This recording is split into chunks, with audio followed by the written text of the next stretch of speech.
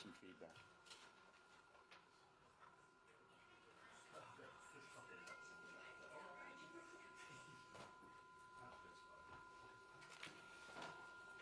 You know, you got a powerful name, don't you? I do. You know that? I don't know that. So is your name Ronald? Ronald.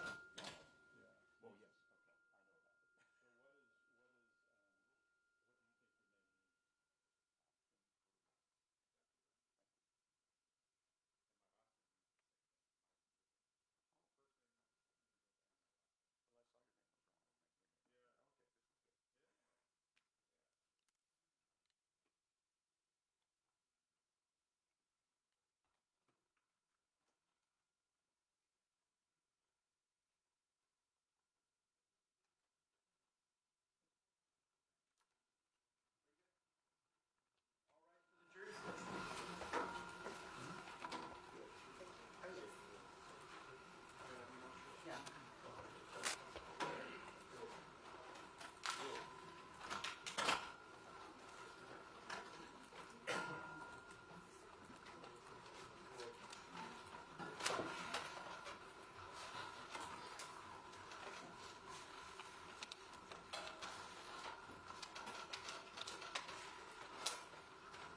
Maybe seated. All right, welcome back, members of the jury. Hope you had a pleasant evening. Hope you've had a good morning so far. We're going to go through, I think, the remainder of the day. I know that y'all have lunch plans. We're thinking about 1 o'clock. 1 o'clock should be about right. If there's any issues with that, let me know. Beyond that, keep on letting me know when you need a break. That's important. All right, where we last left off, defense? Thank you, Judge. Okay, so Dr. Elliott, I guess I want to go back to a few things that the state cross-examined Angelos about. And so you remember that part of the presentation where I guess there was a discussion about how far away in the first volley Ms. Perez was from the back, I guess from Sergeant Flores. Yes. Okay. And Nicholas, can we kind of show the distances? Okay. So, I think first of all, Your Honor, may I use the well? Yes. So first of all, you weren't here. You weren't here earlier, but Mr. Cifuentes has been from the very beginning because we didn't have this nice presentation until you heard Angela say it was finalized a couple of days ago. Right? But what Ben had been doing from the beginning is he used that screen as a reference, and so what he said and what he was talking to Detective Soto about is he said that you can tell that Sergeant Flores was in front of that window by where he was positioned with the screen. Now, in this model, do you see the screen and Sergeant Flores at the corner of that screen? I do. Right, like he's stepping, and when he's stepping over, he's stepping at the corner of that screen, and we know by the placement of the screen that that's putting Sergeant Flores' head, back of his head, facing the window that Melissa Perez is in, right? Correct. So when Detective Soto said that he wasn't even in front of the window, and Ben had to correct him, Ben was right that Sergeant Flores was in front of the window.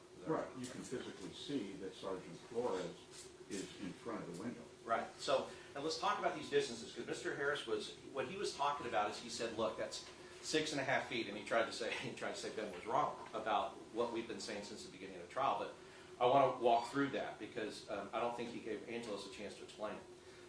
When we talk about those distances, that's the distance from Melissa Perez's chest to the body cam facing the other way of Sergeant Flores. You agree with that? Correct. Just so that everybody understands, the measurements that are derived by Mr. Lelavlu are all in accordance of where the position of the body camera is.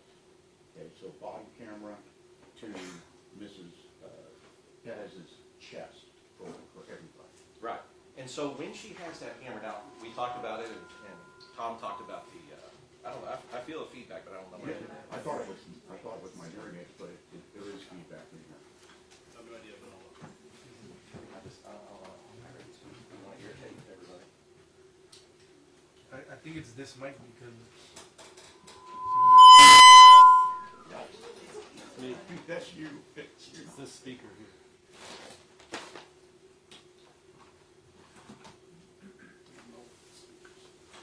Is this yours?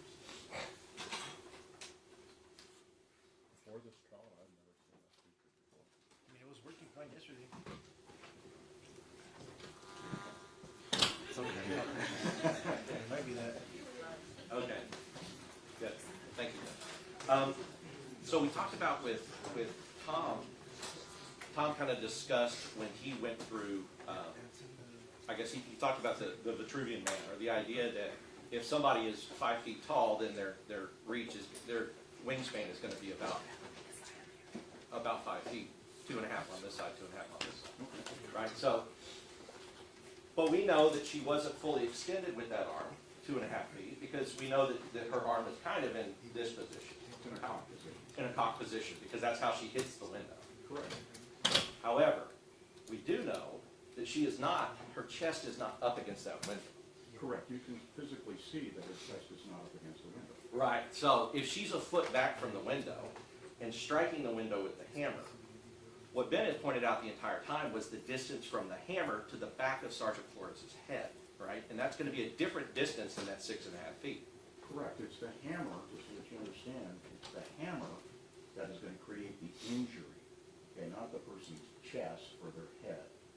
Right. And so, if we took the amount of space that she is, that her chest is from the window, the hammer is at the window, and we know because of contact with the window, and then we took the amount of room or space because there is a, you know, me probably wider than him, but there is an amount of space here, up to 6 inches maybe, that is between the body camera facing the other way and the hammer, Correct. right? And so, if you took those distances out, you would still be looking at like 5 feet or maybe less. You agree with that? Okay, so then when Ben, from the beginning of this trial, without the benefit of any of this, has said that the distance from the hammer to the back of Alejandro Sargent's head was 5 feet or less, he was correct about that. Absolutely. All right, so, now I want to talk about the, can we play the video? So I want to talk from Sergeant Thompson's video. Officer Thompson. Officer Thompson's video, because Travis Thompson, you were able to review Travis Thompson's video, right? Yes. Okay, so if we could play this clip from it, and hopefully it sounds on.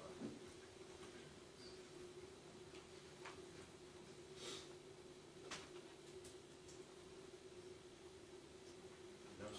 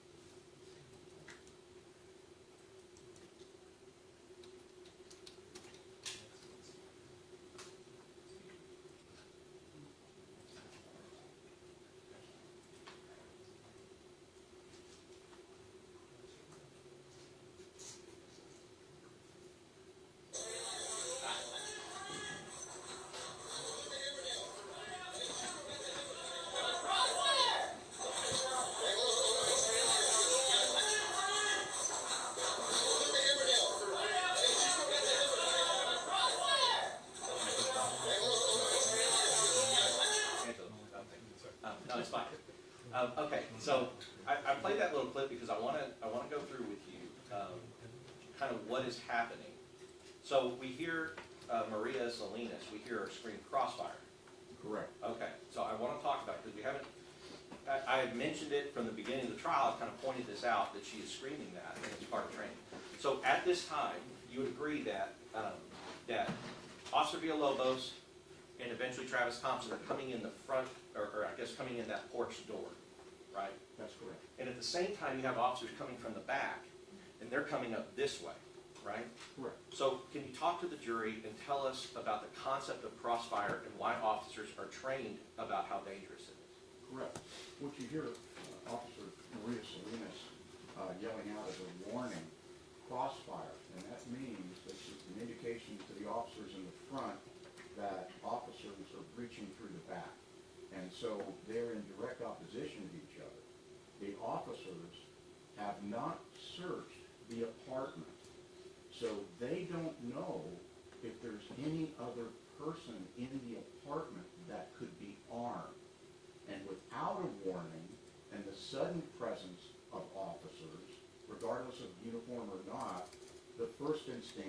officer is on the opposing side, which would be Flores and Villalobos, would be, there's another potential threat. And we cannot have those officers engaging each other. So they are trained to give out a warning, crossfire, meaning officers are breaching from the rear, don't shoot. And then when you have this kind of training, and these officers would have had the same training, that same type of training. They all get the same training. Right, and when you have that type of training, you would agree that wherever it is, California, Texas, anywhere where law enforcement is being trained, they are always trained that they have to always be mindful of any other officers that might be in a crossfire situation.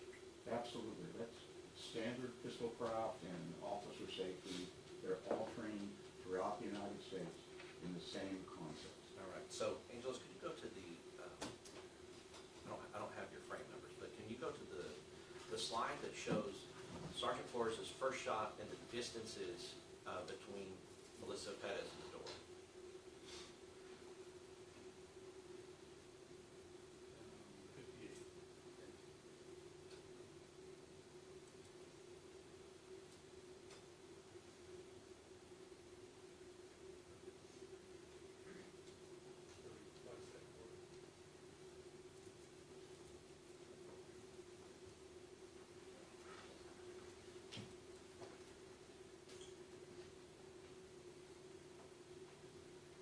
Okay. I think it's 35 seconds. And can we get those distances up there?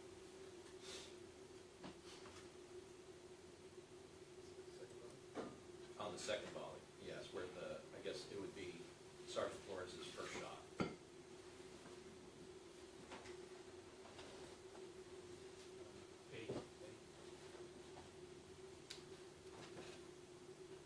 Okay. All right. Now, this is what I want to discuss, and I'm going to use Your Honor, may I use the well and bring them off? Yes. Okay, so I'm going to use this gun. We've talked about it. It may be pointed in different people's direction. It's plastic. It cannot be fired. It is not dangerous. I would not ever point an actual firearm in this situation or any situation at anybody. But in order for this demonstration, it may point at people, you understand? Okay.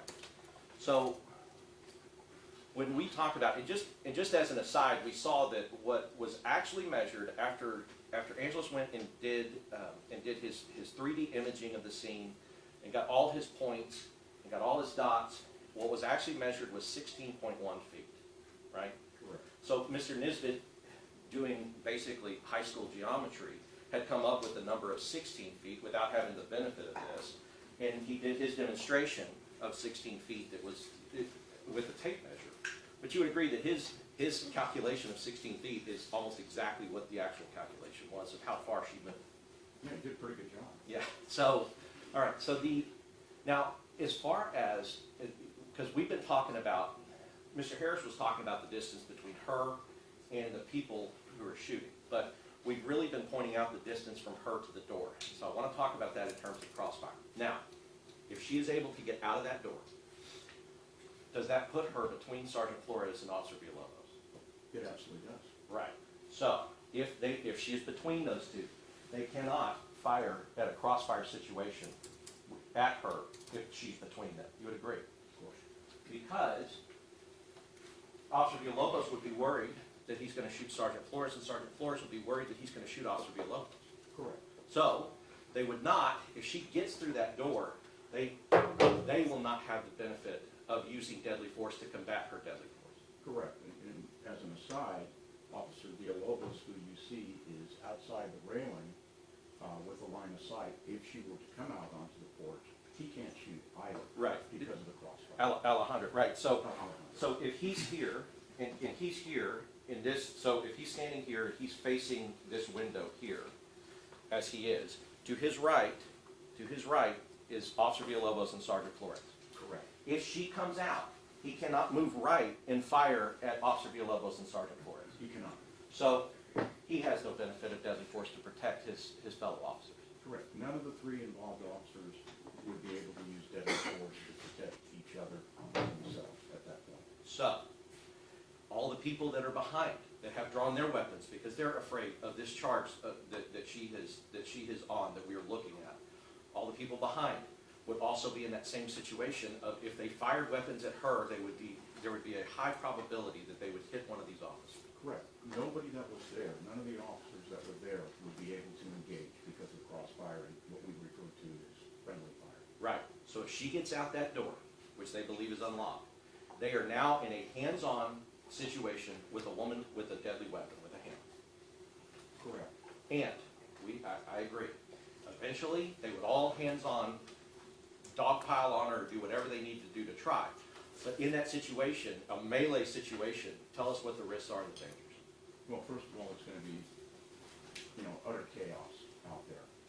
The next thing, we just don't have like a civilian with a hammer. We have a person who's a trained roofer with their favorite tool of work, which they're very competent in using. I would suggest probably if you're a roofer and you're using a hammer every single day, all day long, you're probably more competent with a hammer than the officers are with a hammer. And once that woman gets outside, it becomes extremely dynamic because she can strike bilaterally. She can go right to left. And as we've seen with the hammer, you have the claw on one end and you have the striking surface on the other. So all she has to do is just wield that hammer very, very quickly before they can even react to it. If you remember, we talked about the overloop. So just picture somebody being on that.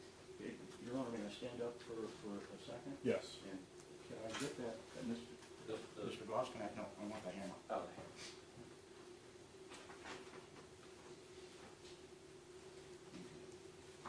Let me just go back over one thing on overloop. We're going to do a really easy game that you played with kids, right? So remember this, I'm going to hit your hand, move your hand before I hit it. Okay, so remember, you're always getting your hand hit. And the reason that you're always getting your hand hit is because the actor, the person that's going to hit your hand, they only have to do one thing, hit your hand. What you have to do is 4 things. You have to watch the hand, you have to judge in orientation when the hand is going to hit your hand, then you have to make the decision to move your hand, and then you have to move your hand. So you have to do 4 things, they only have to do one thing. Now, instead of a hand, let's put a hammer in there. And let's put an officer on either side of Ms. Perez in very close contact. We're talking a foot, half a foot, 2 feet at most, and she's in there. She's also shorter than them, and so now they have to look down, and she's moving this hammer back and forth and back and forth.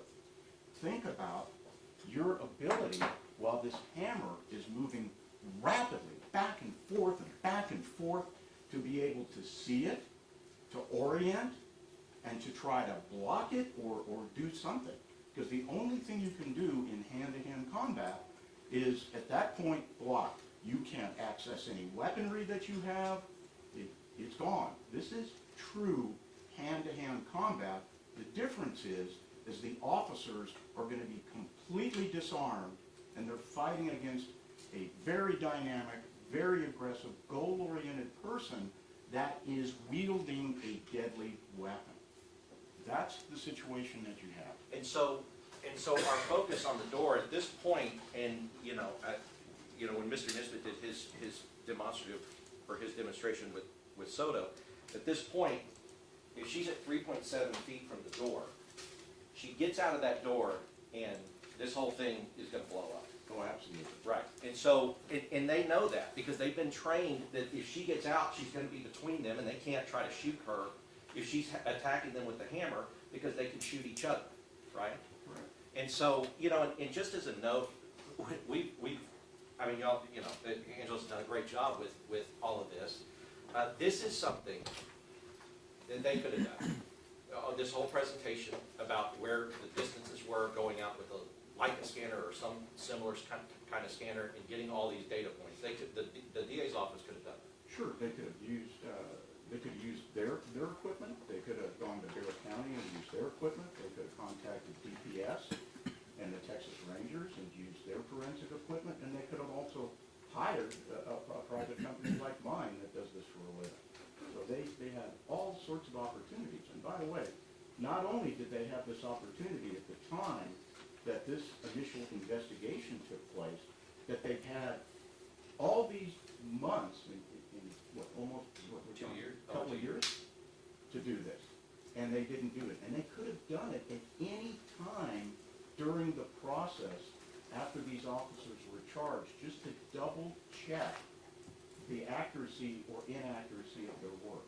And so the, you know, as far as them being able to do it, I mean, we would have seen these distances. You know, the way that we have it and the way that we presented it, and I want to just make it clear, we've been able to see like shot to shot to shot, and we've been able to spend minutes, you know, half a minute, 2 minutes, 3 minutes.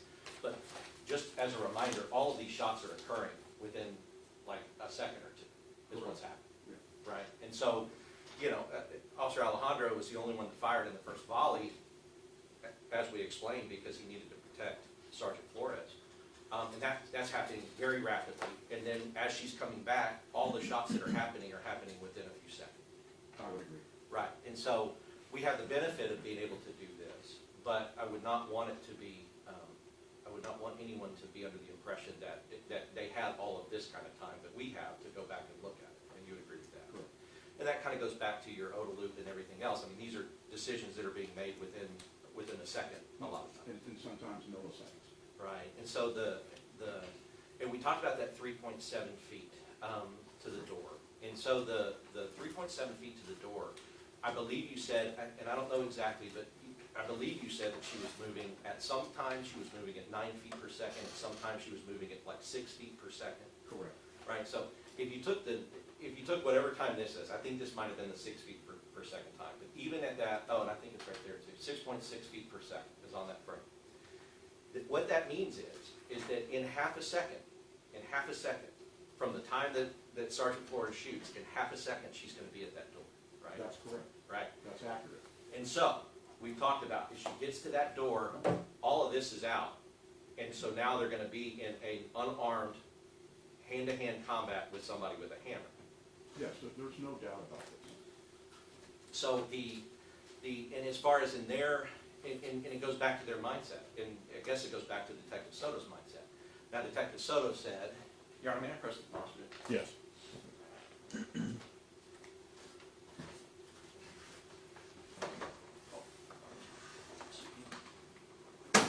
Okay.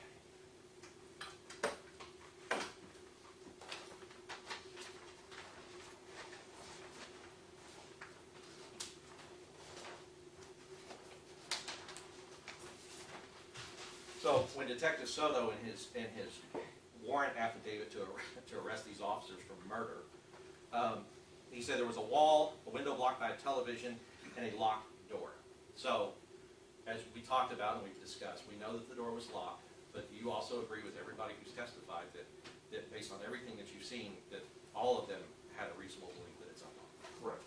The collective, there's plenty of evidence here that the collective knowledge of the officers was that they believed that the door was unlocked at the time. And the state's, I guess, justification and Detective Soto's statement, basically, that they've repeated, that she's only trying to kill or seriously hurt them when they were attempting to arrest her. How do you feel about that statement?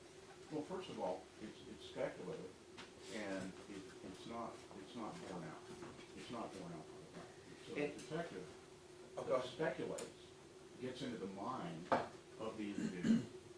So we need to look at things behaviorally, because we are not allowed to diagnose. We have no idea what's in the mind of the decedent at the time. All we look at is the behavior and the repeated behavior of the decedent. And also, it's already been covered whether the officers had a legal right to make the arrest at that time. So I'm not going to get into the legal things. You've already heard all about that. But the detective, during his investigation, was consistently speculative, guessing. That's what speculation is, guessing, without benefit of any type of forensic facts to support what his opinion was at the time. And as far as, because I know that you have maintained your ties with the law enforcement community. You are a law enforcement officer yourself. As far as this idea that if Melissa Perez had hit and killed any of these officers with that hammer, that she would have been justified in doing so. What is that kind of idea? What does that do to the law enforcement community? Well, we live in a very difficult time. I think everybody agrees that. I've got a first responder family. I've got a police officer in my family, one of my sons, and it's very demoralizing. Very, very demoralizing. This is a very difficult job, ladies and gentlemen, and law enforcement officers get stuck with all of the problems that are created by politicians and legislatures. You know, we're talking about mental health. You know, the judge earlier today was talking about mental health docket.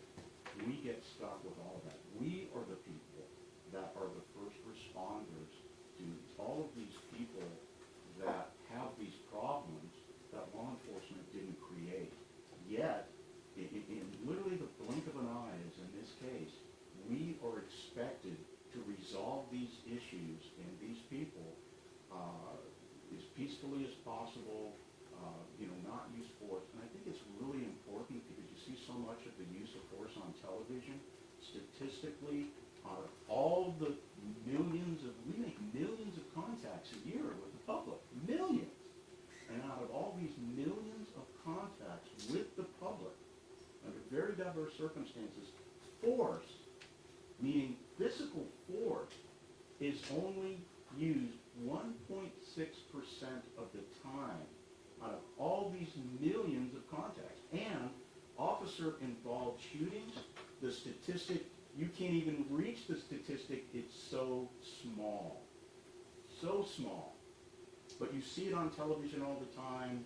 You know, it's constantly shoved down your throat from a variety of sources. And so your impression of what these officers do is they're shooting people all the time.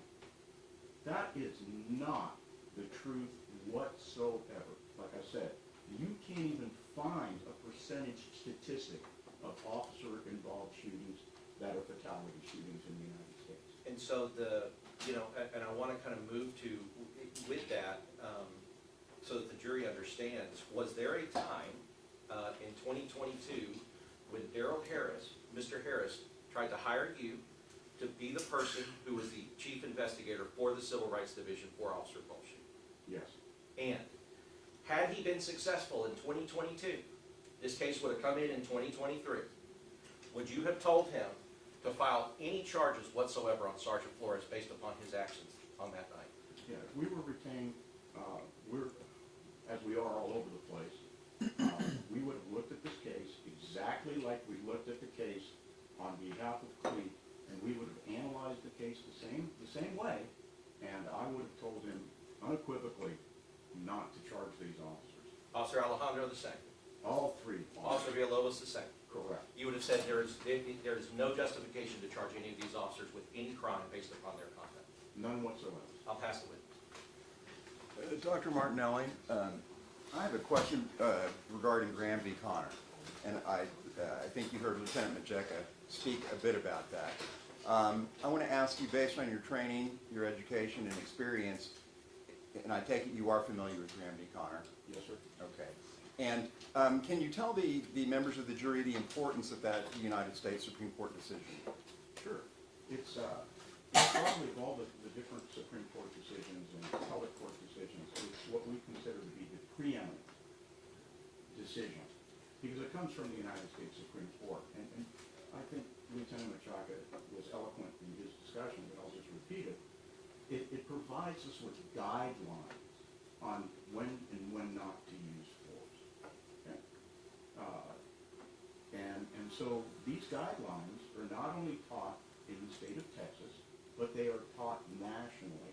And so it's referred to, in my line of work, it's referred to as a codified, it's a recognized all over the country, accepted, applied, and trained law enforcement practice. So you cannot go through a police academy in Texas or California or anywhere else in the United States and not specifically be trained in Graham v. Connor when you are being trained in the use of force and Fourth Amendment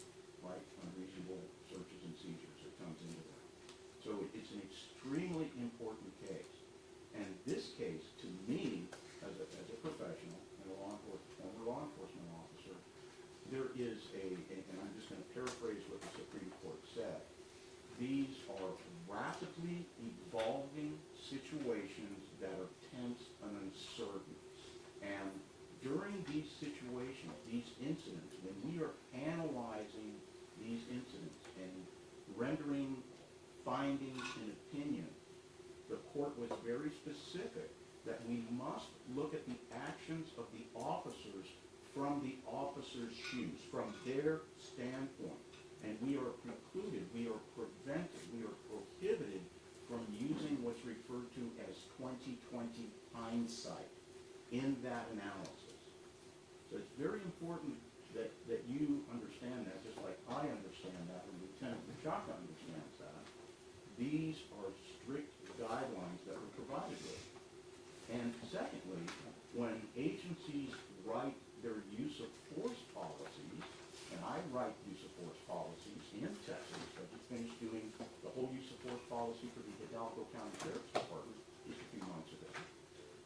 We mirror the Graham standard into the use of force policy for our law enforcement agencies, just so that you understand. And Doctor, I want to follow up on when U.S. Supreme Court talked about these tense, dynamic, rapidly changing circumstances that reasonable police officers are faced with on a daily basis. I know when you have a shooting like this occur, somebody at some point is going to look at it, right, and judge it. Hopefully they're going to do a very good job and look at everything and be fair and unbiased in their judgment.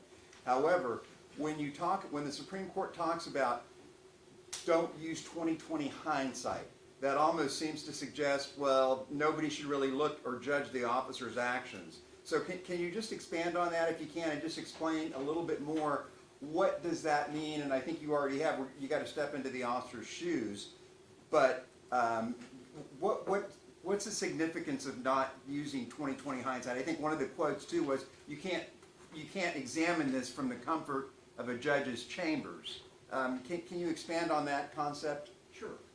Let me lay down a foundation for you first, okay? It may not have been discussed, or maybe just a term here or there, but let me explain what you've heard during the course of the trial. There are two standards. There is the subjective standard. So generally defined, subjectivity. Subject is a hunch, a suspicion, even an educated guess. All right? But it is non-forensic. It is non-factual necessary, right? The objective is something that has specific facts to it that can be proven and demonstrated and tested upon again and again. So when we are investigating an officer-involved shooting, and we are using science-based methodologies, if that's applicable, if we're able to do that, like in this case, what we have to do is remove all the subjectivity from that investigation. We must use the Graham standard in our analysis, but then it must be supported, whenever possible, by forensic facts and evidence. And so in this case, as you've been seeing, especially yesterday with Mr. Lalalu's presentation, we have been able to use applied science, well-regarded, peer-reviewed, tested time and time and again, very accurate applied science of photogrammetry and audio video and analysis to get the forensic facts that we need, so that when we look back at that Graham standard through the eyes of the officers, we can tell you whether or not, accurately, we can tell you whether or not the facts, the objective facts and evidence support what the officers have stated as to their justification of shooting in the moments that they fired. That's what this is all about. Did I handle that okay? Yes, sir. Yes, sir. And lastly, because obviously we're all human and only human, is there anything that we have not asked you, or that any testimony you think needs correcting or elucidating more for the jury? Anything? Yeah, I'll just leave you with this before the prosecution asks me. You know, there are basically two arguments, the way I see this, my personal opinion. There are basically two arguments. One is an emotional argument. Where you can feel sorry for Ms. Perez. I don't think anybody in the courtroom here doesn't feel sorry for Ms. Perez. But that's an emotional argument. And what we practice, and what I suggest needs to be practiced, is stepping away from an emotional argument and looking at the actual proven facts and forensic evidence. Because that's how we determine whether or not the officers acted as the Supreme Court wants them to do, and the state, Texas, wants them to do in an objectively reasonable manner. And so when we do that, we have to move the emotions out of the way, and we look at what the truth is that can be proven. That's all little advice. That's all I'd like to share with you. Thank you, Dr. Martinelli. We pass it on to Mr. Thank you, Counselor. May I do it? Yes. Good morning, Dr. Martinelli. How are you? Good morning, sir. How are you? My name is David Lumen.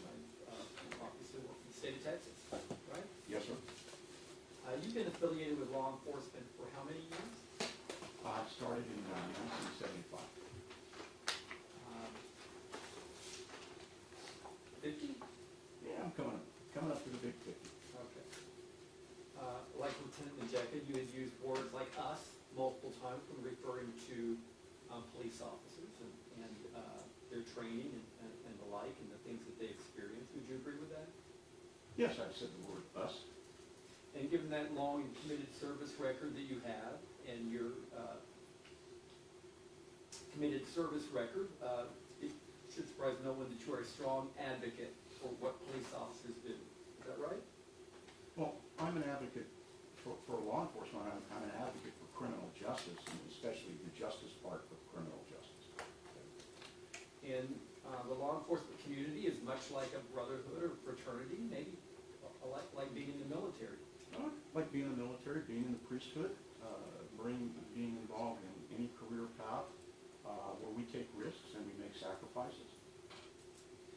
And your work on this case and your testimony that you're providing is being paid for by CLEAT. What is CLEAT? The Combined Law Enforcement Agencies of Texas. It is think of it as a legal defense fund for police officers. Okay. So do all police, is it kind of a union? Or is it something every police officer contributes to? Yeah, I believe so. Well, I believe that there's a couple of different legal defense funds in Texas. The only one that I'm personally familiar with, because of a relationship, is CLEAT. Okay. And CLEAT is a Texas program. It's not a nationwide program, That's correct. right?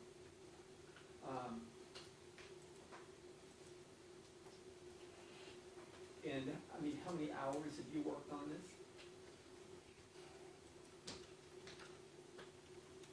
Probably around 120 hours.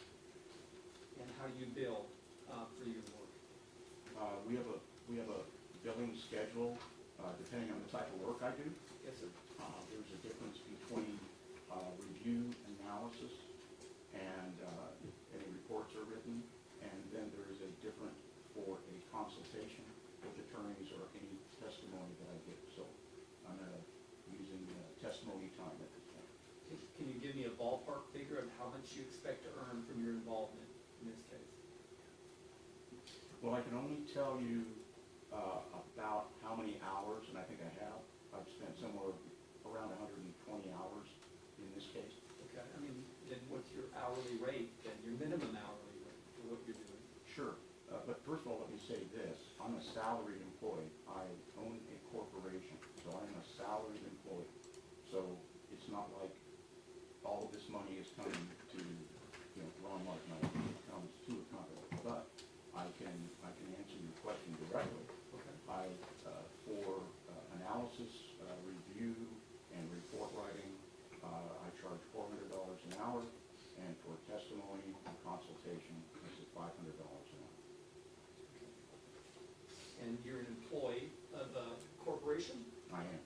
What's the corporation? It's a limited liability company, Martinelli and Associates Justice and Forensic Consultants, and we have a staff of 20.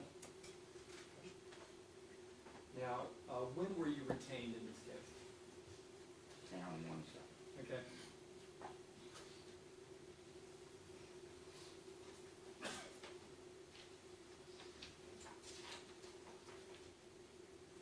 On October 16th, 1923. I mean, 2023. 2023, October 16th, 2023? Correct. And when did you get the discovery materials to review? Well, I have to tell you, throughout that period, we have continued to get discovery materials all the way up until, I think, this last week. And did you get every body worn camera within the first batch of discovery that you got? I can't tell you exactly, but I can tell you that we received all of the BWCs in this case. Okay. And then how long after watching all the body worn cameras and reading the discovery materials were you able to form an opinion as to whether or not the officer's conduct was reasonable in shooting at Melissa Perez? Once we took a look at all the BWC videos and I had reviewed the police reports in the case and the statements, as I needed something to compare, and then I started working with Mr. Leilaglu. We'd actually gone out to the scene together to do the scan. Once we started working together for the analysis, I was able to render some preliminary findings that supported the officer's justification for using force against Ms. Perez. So is it your testimony then that you weren't able to form that opinion until you got the results of Mr. Leilaglu's work? Right, because as I discussed, my work is objective. I have to use the science to help me with the analysis of what's happening. You just can't, because if you just take a look at the BWCs without the science and the analysis being done, you can make very quick judgments. And a great example is Detective Soto, right? And that's not us. We don't do it that way. We use objective scientific analysis to render findings and opinions. You talked about your career as a patrolman, field training officer, supervisor, training coordinator. You did tours in special crimes, working undercover, as well as experiencing high-risk entries. Is that right? Yes. Tell us what a high-risk entry is. Anytime that you are reaching into a location with other officers and you're armed and you believe other people inside that premise might be armed, that's considered to be a high-risk entry. And to participate in that practice, did it require any specialized training? It does, yes. Right, I mean, you wouldn't task an officer with the responsibility of doing that unless you had trained them as a department, right? Yes, the officers receive officer safety training, they receive breaching training, they train in weaponry, and they understand what the basic high-risk entry is. So let's separate the different types of high-risk entries, right? So this case was, if they were able to accomplish it, this would have been defined as a high-risk entry. Entries to effect warrant arrests is another type of high-risk entry. Another time would be what we call a ringing entry, or we're in fresh pursuit after a fleeing felon who might be armed or whatever, who are going into a premise with breaching, which means entering, forcibly entering a residence. That's another high-risk entry. And then also special weapons and tactics and what we call operators that you see on television all the time. They're all geared up. They got all of that stuff. I got the Bearcat, all of the fun tools. That's another type of high-risk entry. So there's several different types of high-risk entry. And in all those operations of a high-risk entry, the objective is that no officers get hurt and no people inside get hurt, right? Hopefully that's the objective if we can accomplish it. Sometimes we can, the majority of the time we can, other times we can't. You know, I kind of liken it to dog catches, right? Animal care services or people that do our dog catching here in town, right? And they're trained to be able to remove an unruly stray from the street without hurting the animal and hurting themselves. Would you agree? You know, my dad was a veterinarian, I had a lot of experience being bitten by dogs. I mean, and they're trained adequately so they can do that. I mean, I don't see on the news any dogs getting shot in the street, right? Well, not by animal control people, because they're unarmed. Yeah. They're able to accomplish that task unarmed. Yeah, but they're, often they get bit. Yeah.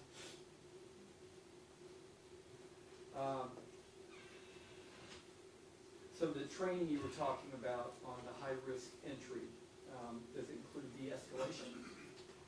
It can, yes. Okay, tell us a little bit, I mean, you've written a lot extensively about de-escalation, haven't you? Yes, I have. Judge, I'm going to object to this.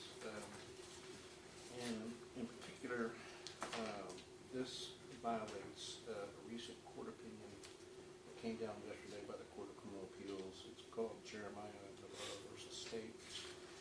It came down yesterday, November 6th, and basically, in that opinion, Your Honor, I would object to him speaking, if he wants to approach the bench instead of him well then, just telling the we jury. can what he excuse the believes. jury if need be. But this is improper, this is irrelevant under 401, 402, 403.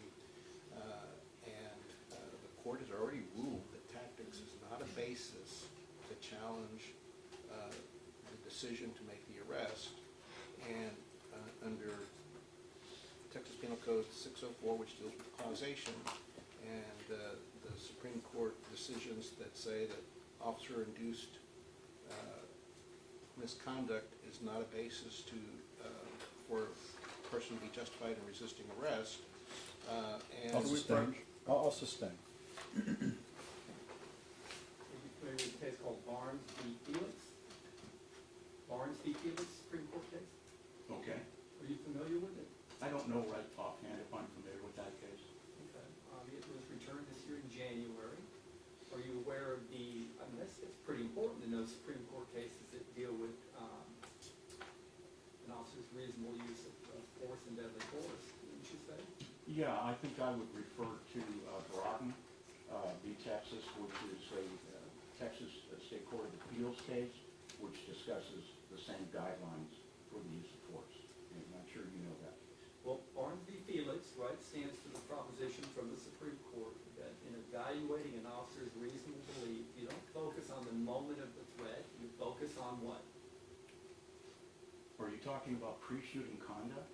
I'm talking about the totality of circumstances that came from Graham v. Connor, right? I understand that, but what we're dealing with is the moment. If you want to talk about Graham, then we're going to talk about in the moment, because Texas is an in-the-moment state. It's not a Ninth Circuit Court of Appeals case where we're dealing with pre-shooting conduct. Well, I don't know. Are you not familiar with Barnes v. Felix then, the Supreme Court case? If you would like to parse it out for me, Counselor, and you'd like to ask my opinions on that, I'm more than happy to help. Okay. Well, Graham v. Connor talked about the totality of circumstances, right? It did. In evaluating the officer's conduct, right? Yes, sir. And Barnes v. Felix modified that opinion by saying you don't look at it. I'm gonna object, Your In Honor. just a moment. I'm gonna object. That's a misstatement of what Barnes v. Felix said. And you cannot misstate what the Supreme Court said in Barnes v. Felix. And if you want to excuse the jury, I can explain and address that issue. And I think it's also getting dangerously close to opening the door to our judicial notice under motion 202. I was thinking that same thing. I'll sustain. In the training that officers receive in conducting high-risk entries, are they trained in the use of non-lethal and less lethal force? They are. They are? What kind of training do they receive regarding the use of those kinds of tools? Sure. For non-lethal force, then we talk about psychological presence, which is having more than one officer present. And what we mean by psychological presence is if it's just one-on-one to a resistant person, they might want to consider resisting the individual. They might say something, well, I think I can take that guy on. I'm not going to let this guy arrest me. And so that's why we'll bring in another officer, or maybe 3 officers, because psychologically, the individual that's resisted is thinking, well, I might be able to take that one guy on, but I think eventually it's going to be dog pot on the rabbit and I'm going to lose. So that's the psychological application of what we call non-forceful intervention. The next one is tactical negotiation, dialogue, communication, and a more current phrase is called de-escalation. And so the purpose of dialogue and communication is to attempt to develop a rapport for the individual and try to maybe assuage any concerns they have about the arrest, and then try to convince them to submit to custody. So when we talk about tactical negotiation or de-escalation, we are trying to get the individual, who's our audience, our resistant person, to submit to custody without any use of force being used. In other words, a peaceful resolution. Beyond that, we can also increase that level of dialogue to de-escalate. So, like right now, in very calm voice, I'm talking with you like I would try to convince someone to give it up and put your hands behind your back. But other times, we might need to raise our voice and issue loud directions and commands. Because sometimes people are under the influence, or they're not focused, or there's an issue with them concentrating, and we also need to provide them with at least a foundational understanding that we are going to take them into custody, and we need them to comply right now. And so we might use a loud voice at them. Sometimes we might even swear at them, right? When you hear somebody say, "Get on the effing ground," or something like that, because now there's more urgency, there might be more risk associated with that, and so that's the dialogue to yelling or maybe even swearing from time to time. The next one would be the use of force. So use of force is everything from physical arrest and control techniques, where we're grabbing somebody, maybe putting what we call a twist lock on them. Physical control can also be some pain compliance, where we're exerting a little bit of pain on it, which is designed to, using the pun, force them into compliance. So that's a compliance generating thing, and then we'll handcuff them. We might have to use defensive tactics in the case of active resistance, dangerous resistance. We might have to use some martial art, take them to the ground, put them in a controlled position, so that's DT, including punches and kicks and things like that, depending on the severity of the resistance and the risk that they're presenting to us. And then we can go to weaponized force. So weaponized force would be like a chemical agent, like pepper spray. You all know pepper spray, right? And so we might pepper spray the individual because it creates both a psychological and a physiological response, pain, blinding, something like that. And that's used for controlling force. We might use a taser, which is an electronic control weapon, and you're familiar with tasers from this case, and also the limitations. So don't forget, chemical agents have a lot of limitations, and electronic weapons have a lot of limitations. We might go to an impact weapon, or a baton, right? You heard of batons, ASP, which is an expandable baton, and which is basically a steel pipe, right? And we might use that for two purposes, not just hitting someone, but using leverage when they're on the ground and trapping their arm and bringing it behind their back. So we can use that defensively. We can also use less lethal munitions, which are things like sponge rounds, like a 40-millimeter sponge round. It might be a plastic round. It could be a rubber bullet. It can be a pepper ball gun. Those are impact rounds. And then we have, depending on the state, we can use what we call a carotid restraint, which you see this in martial arts all the time. You might call it a blood choke, or you see this all the time if you watch martial arts, and then we can go to canine.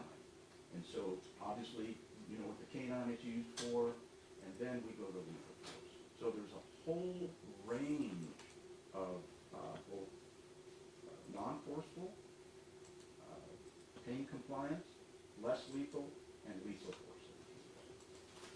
And as part of your training, in making these high-risk entries, is there also something called making the threat assessment? Yes, All right, and you've written about that, I have. and you've trained on it as well. I have. And in that making that threat assessment, have you created a 5 rules called the art of force? Yes. Okay. Let's talk about that. Rule 1 is you can't seek to control others unless you are first in control yourself. Correct. You don't want to get emotionally captured when you're involved in a situation. Describe what you mean by emotionally captured. Sure. You don't want your emotions to take over your objectivity, right? So you got a job to do, you need to focus on that job, and you need to accomplish that mission, which is taking somebody into custody or defending yourself. And how can becoming emotionally captured affect your actions? It can lead to excessive force. You had talked kind of about, talked a lot about the physiological and psychological responses to someone under stress, right? Yes, sir. Are those same kind of endorphins and chemicals released, from the brain in this situation of being emotionally captured? Well, it can, yes. Yeah, it doesn't happen independently. Rule number 2, manipulate the environment. What did you mean by that?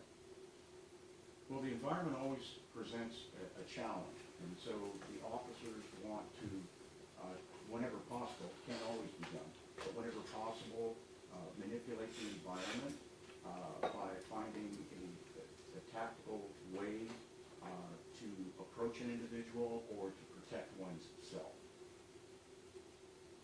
You write here that how you can exploit the same environment to succeed in safely and effectively taking a resistive or threatening subject into custody. If Right? it's possible to do so, and it also has a lot to do with the subject and how resistant they are, how boring they are, whether we have to deal with mental health issues or some sort of intoxicant. But the training calls for consider that as a way to do this safely. Sure. Do you agree? Yes, I do. You talked about in your rule number 3 that there are 5 components of an arrest, and you have to be sure before you make that entry that you can accomplish each one of them. Did I state that accurately? Yes. Describe that for the jury. Sure. So the 5 components of an arrest are basically the dialogue communication, the approach, the laying hands on of the person, then doing what we call an arrest and control and handcuffing technique, and then searching them in preparation of transportation.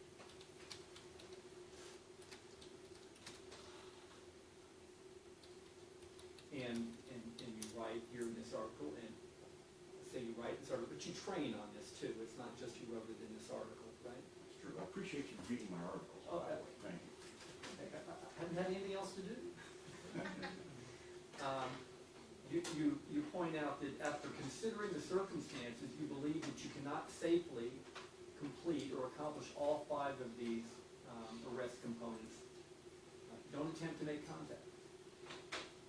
If that's possible, yes, but sometimes we have to make contact. Well, if possible, right? You talked about Yeah, if that. possible, Leads sure. us, All that things leads are us to possible. the rule number 4, which is, well, actually, I can jump to rule 5 and come back to rule 4, but time is your friend. Time and distance are your friends, right? Yeah, so they can be your enemy. Yeah, we'll talk about that. Distance and cover are your friends? Is that your rule number 5? They can be, yes, we've talked about them. Okay, well, discuss with us how distance and cover can be your friends in approaching a situation where a high-risk entry is necessary. You want me to discuss that? Yes. Sure. I will just ask yes or no questions. I'm Oh, letting okay, you talk. go ahead. What is your yes or no question? I said I'm not asking you a yes or no Oh, all question. right. I'm Well, sure. allowing you to discuss what you meant in approaching a high-risk entry and making a threat assessment about how distance and cover are your friends. Sure. And we can take this one, this particular thing. So, I think we've talked about this before. It's always better to try to take somebody on and arrest them. If that's the goal now, and you've made your decision that you're going to effect an arrest, it's always better, and I think you'd all agree, that you want to take somebody on when they're not armed, right? When they're not armed. And so, in preparation, you look at the resources that you have available to you. And then we also spent some time yesterday talking about preclusion, right? You can have the techniques, you can have the, the tactics, you can have the weapons, but if you're precluded by one thing or another to be able to use a certain technique, tactic, or weapon, then you need to move on. So we consider our resources, and there's been a lot of evidence here that the officers considered the resources, the supervisors considered the resources, and they made a rudimentary plan to enter the premise. And so they're looking at the environment. Okay, so in this particular case, there's been a lot of discussion about this glass door.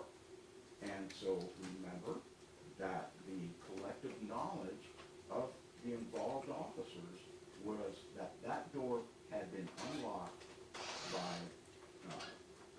Officer Villalobos. And so when they are looking at a time to breach entry into that house, into that apartment, that small environment, they are waiting for an opportunity for Ms. Perez to be unarmed. Right? And if you saw, when they made their movements, they stayed back, they continually stayed back, they continued the dialogue, and then when they believed that she was unarmed, that's when they started making attempts to enter. But what happened then was Ms. Perez precluded them by continually assaulting her. So there was a plan, and they're following that methodology. You're right. Whenever possible, utilize and maintain distance and cover from any resistant and potentially violent subject you intend to arrest. You agree? I do, and they demonstrated that.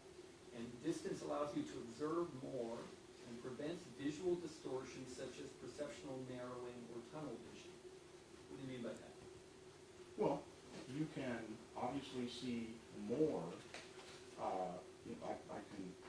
Can I use a counselor for a second just to do a demonstration of what we're talking about? Sure, there's a volunteer just stood up. Great. Come on down.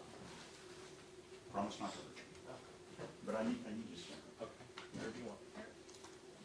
Okay. So let's do this for a second. Let's go really, really close. Okay?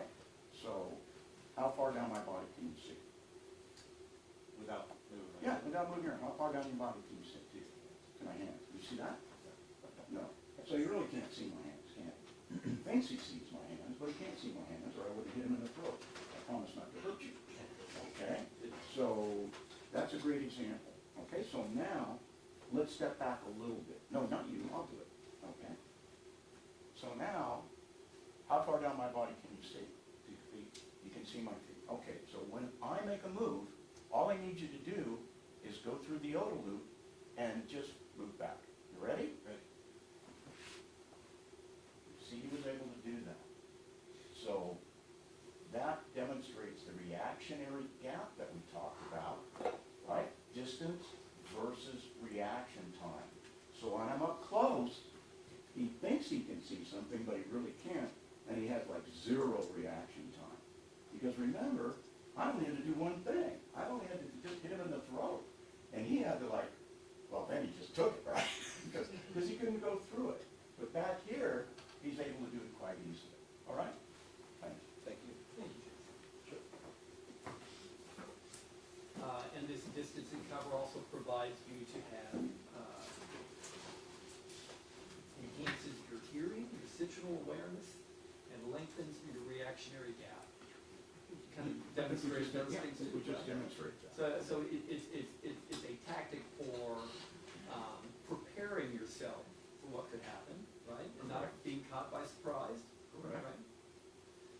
You had mentioned that she had disarmed herself, but I mean, she had taken the weapon and set it down a few feet from her, Yeah, momentarily, yes. right? I mean, it wasn't in a lockbox.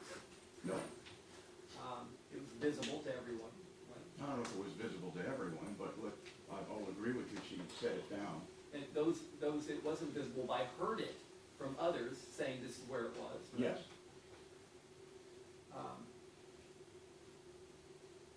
Maintaining distance from resistant and or threatening subjects presenting as agitated, not psychotic, or those intent upon choreographing a suicide by cop scenario significantly reduces the acute paranoia these subjects might experience through space and time compression, right? Correct. Right? So it's not only doing something for the officers in proceeding and preparing themselves for any kind of attack, it also is de-escalating to the subject, keeping time, keeping distance and cover away from them. Well, no, not necessarily. Go ahead and explain what you meant by that. Okay, fine.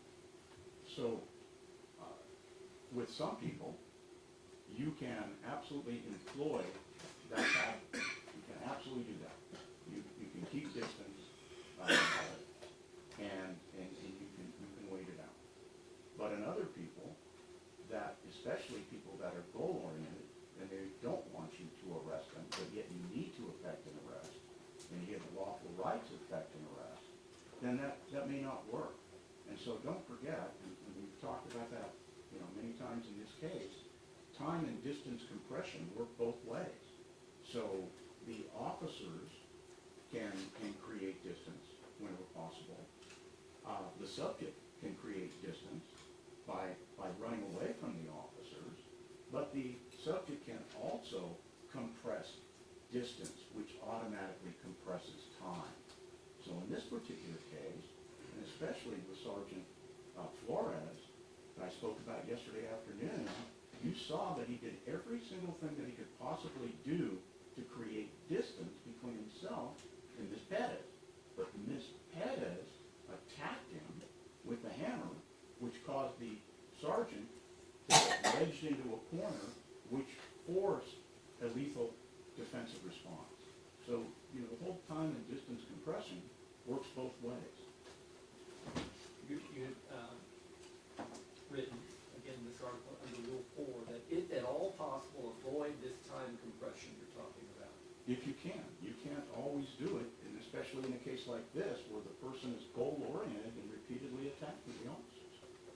Well, would you agree that in the fatal encounter they had, it was the officers that created the time compression by approaching the patio, jumping the patio and going to her door? That was the initial time compression that they did, right? I really wouldn't call it that time compression, because what they're doing is they're moving into they had a plan, they had a rudimentary plan to take somebody into custody. There's been a lengthy period of de-escalation, which was ineffective. The officers had the legal right to enter into the residence to effect an arrest.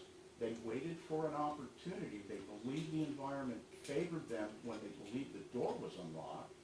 And then when they saw Ms. Perez disarm herself, that's when the officers made their decision to attempt to breach entry, which brought an immediate forceful response, a resistive response on the part of Ms. Perez.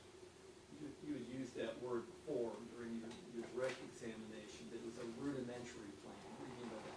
It was just a simple plan of arrest. Did you think, from hearing what we could hear on the video and the body-worn camera, that everyone understood what their roles were in this rudimentary plan? I believe they knew what their role was in taking her into custody, and they were working towards that plan. I mean, it's pretty evident when you watch the videos that Officer Villalobos was reaching through the door to unlock the door. I believe you can even hear the door click, indicating to a reasonable officer that he had attempted to unlock the door. And then they had positioned themselves tactically in a way that once the door was open, they could breach entry into the apartment.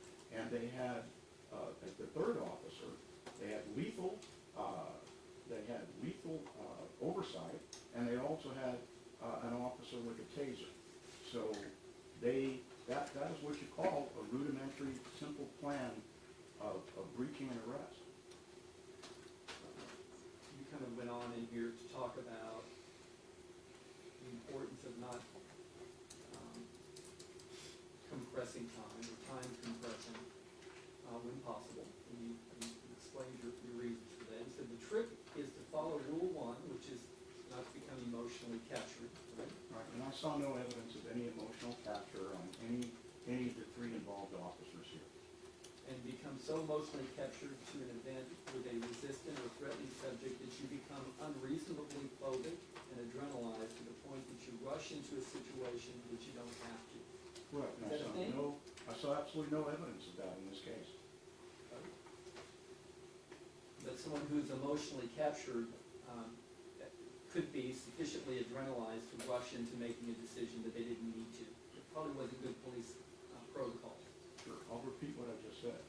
I didn't see any evidence whatsoever of any emotional capture on the part of Sergeant Flores, Officer Villalobos, or Officer Alejandro. I saw absolutely no response that was emotional. All right, let's take a short break. All rise for the jury.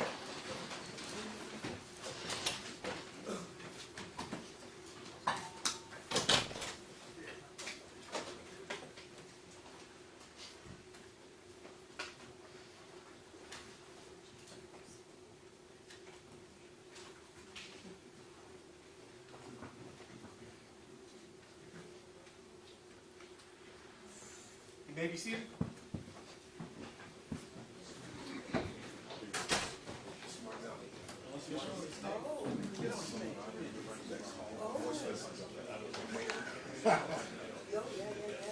It's good to see you, Counsel.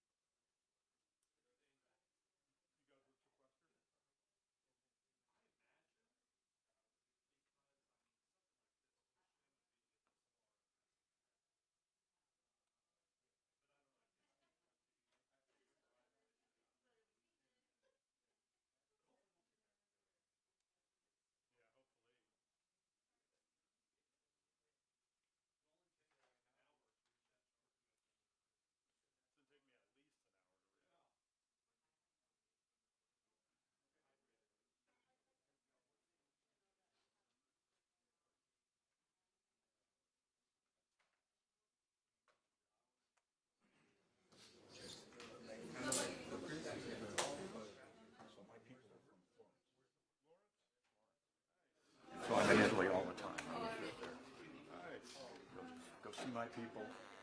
I went once when I was in my 20s. I went to Rome. I was a student in London.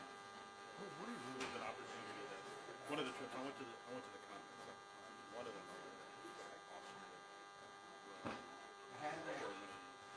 I was one of those. You know, when this is all done,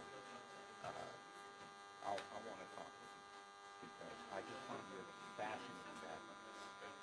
I listen to that and I say, Jesus, the guy's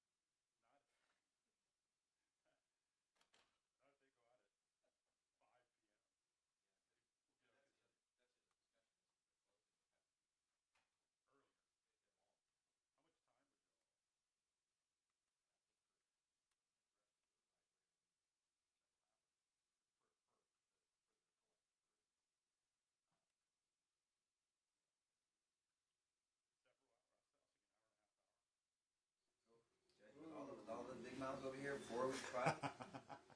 Nico wants 5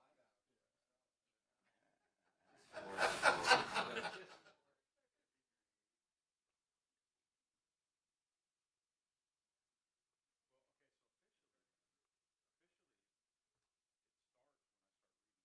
And argue the next day. Just kind of, just trying to get a feel. We'll figure it out. Yeah, we'll talk about it, but yeah, that's the strategy. Once I start to read the charge, that's it. Yeah, the dates can't be moved. Yeah. But y'all could agree to anything, theoretically. So, Is that because we get along so well? yeah. You know, it's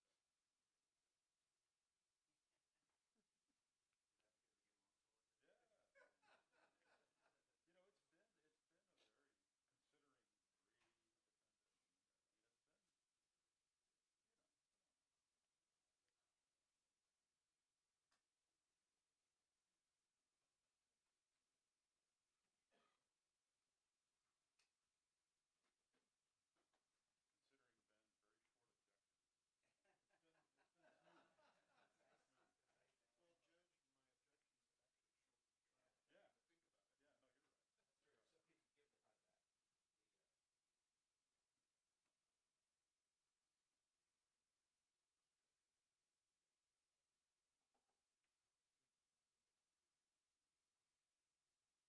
to a breaking point.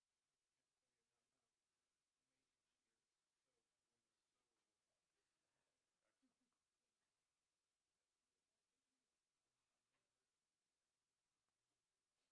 Yeah, that'd be perfect. I think so, because Then you wouldn't have to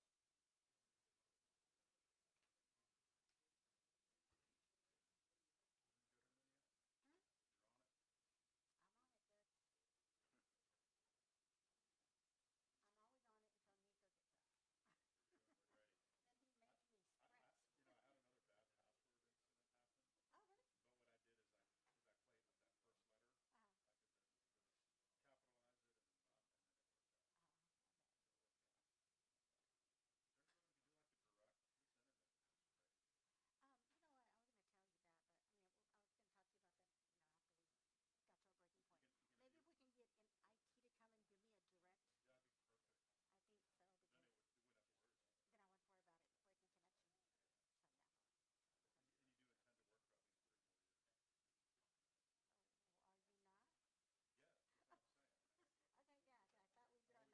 Oh, are you not? Yes, that's what I'm saying. Okay, yeah. I thought we'd get Or our we can numbers.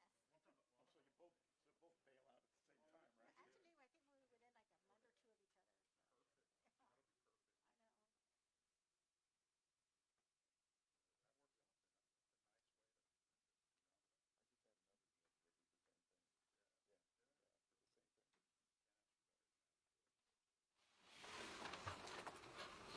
end it, you know? I just had another judge that did the same thing. Yeah. Yeah, did the same thing. Can't ask for better than that. May be seated. All right, welcome back, members of the jury. State. Thank you, Judge. I don't want to refer to too many more of your articles, but you did write a few about the Tueller drill, right? I'm sorry, can you The Tueller drill, you've written articles and taught about the Tueller drill? Yes. You could mention a little bit of that on direct. That's correct. Right?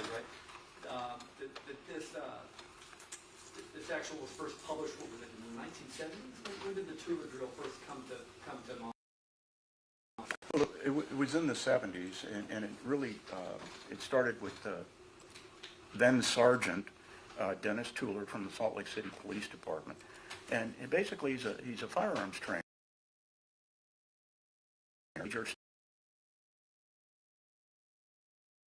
So it's not boring. Came out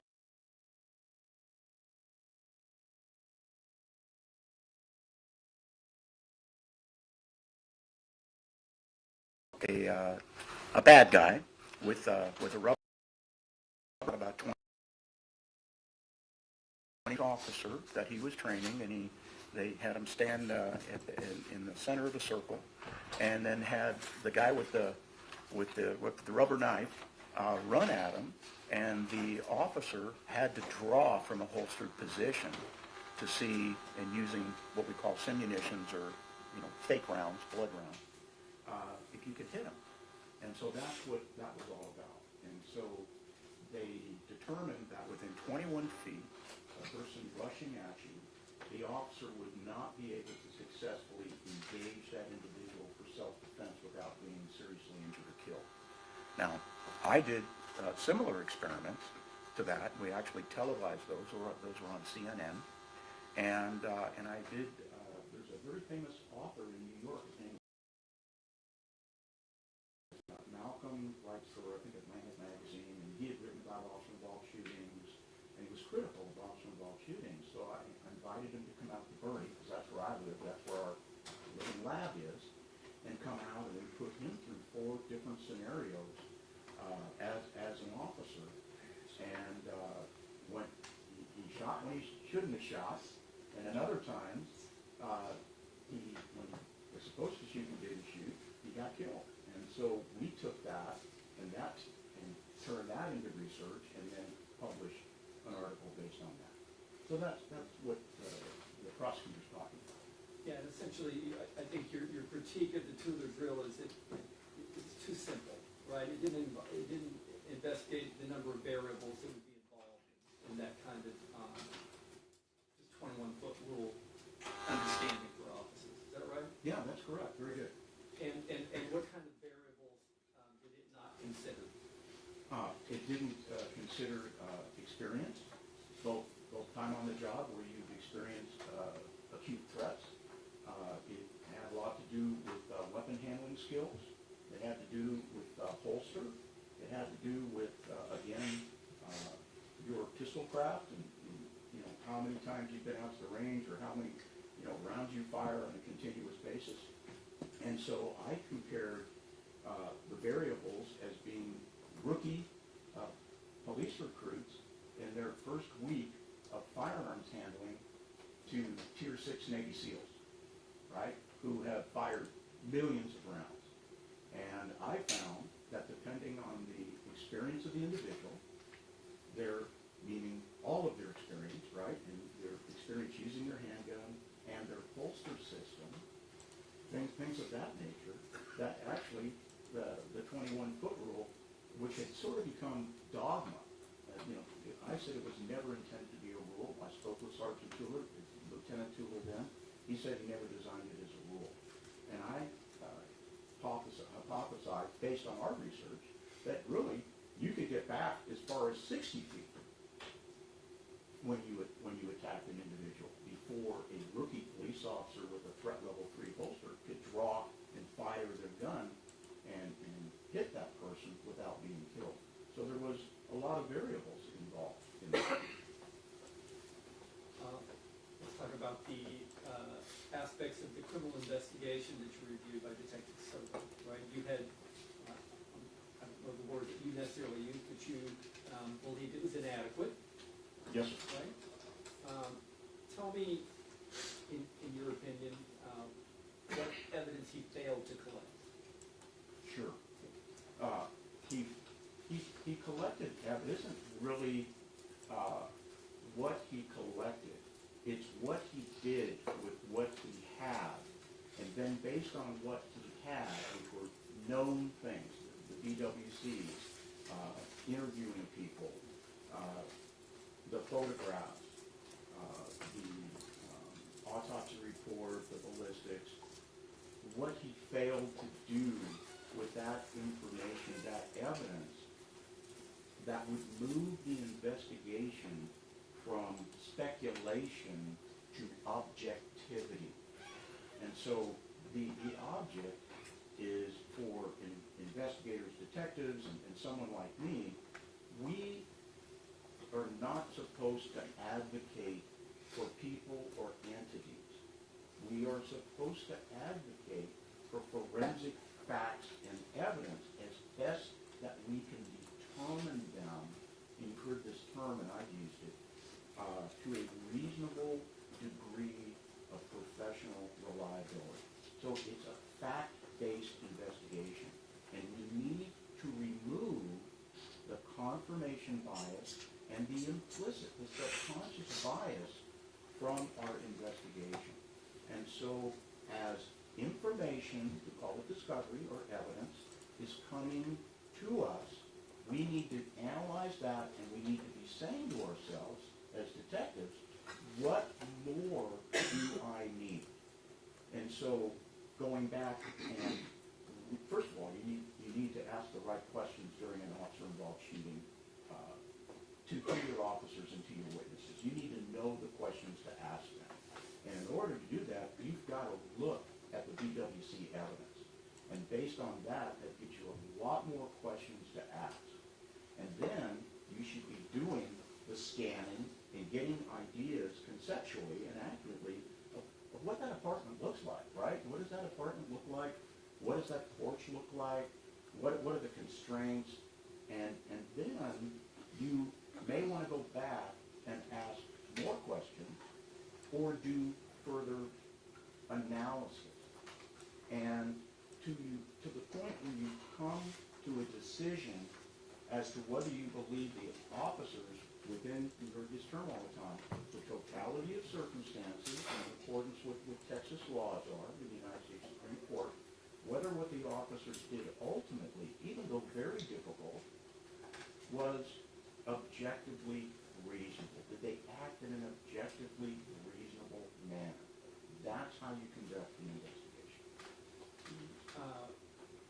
Do you believe that on an OIS, officer-involved shooting case, that the agency that the officer works for or employed by should be the one doing the investigation?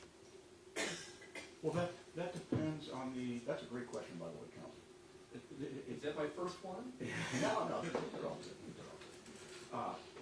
That really depends on the sophistication and the resources of the agency, right? So some agencies are very sophisticated. They've got a good CSI unit. They have good detectives, well-trained detectives, experienced detectives, and they have the forensic ability, not only the experiential ability, but they have the forensic ability to be able to self-investigate. Other agencies, and for instance, I work with the Texas Rangers. I've worked with them on officer-involved shootings. You can reach out to another agency, right? So you reach out to the DPS, to the Texas Rangers. You can reach out to other counties, and I practice throughout the United States, so I'm familiar with different types of OIS shooting teams. And so sometimes there's a regional, as you know, Mr. Prosecutor, there can be a regional OIS shooting team where you get very experienced detectives and CSI people from maybe 3 or 4 departments. They join together, and then in a joint task force relationship, they will investigate officer-involved shooting. When I work for the United States Department of Justice. I do strictly officer-involved shootings for them. They will also, besides maybe having the FBI look at the investigation, they will call in other professionals to check the work, to make sure that the United States government is doing it right. Okay, so there's a lot of different ways to do that. Is there a concern for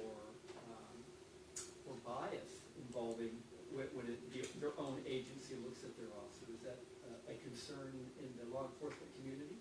Oh, absolutely. This is a great example of bias, where the investigation was just in its infant stages, only hours old, and then my understanding in listening to the testimony was that the chief of police, Mr. McManus, made the decision through command staff, the upper echelons of command staff, that this was not a justifiable shooting, and that was apparently,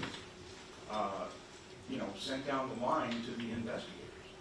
And so there was a tremendous amount of confirmation and implicit bias already before the detectives really even got the beginning of a handle on the case. I guess the question I had for you was, isn't the concern that the agency would be biased for the officers, not against them. No, not necessarily. We live in a very political time. I think Mr. Harris had brought up a couple of days ago, he mentioned George Floyd, which is a case I'm intimately familiar with and have analyzed. And he said, well, you know, after George Floyd, well, when I hear something like that, that tells me that there's a bias already involved in this case, because they don't want this San Antonio shooting to reflect anywhere on the George Floyd shooting. So, because they don't want riots or they don't want unrest in San Antonio. Well, San Antonio is not Minneapolis, Minnesota. But look at that just by the prosecutor using the term George Floyd. To me, that was a trigger word. And it's something that you should all, in my humble opinion, you should take into consideration on how they looked at this investigation. Would you agree with me that it's very rare indeed that when you do an investigation into a criminal episode, that every minute of it is video recorded and audio recorded?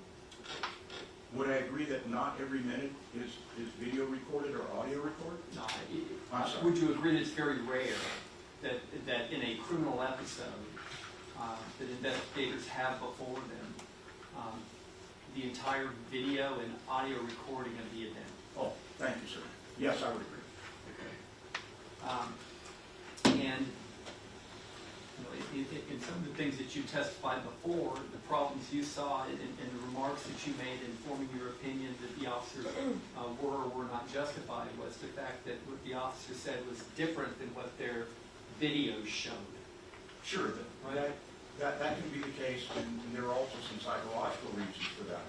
But still, what's the need for exigency in coming to a conclusion, a premature conclusion in a case like this?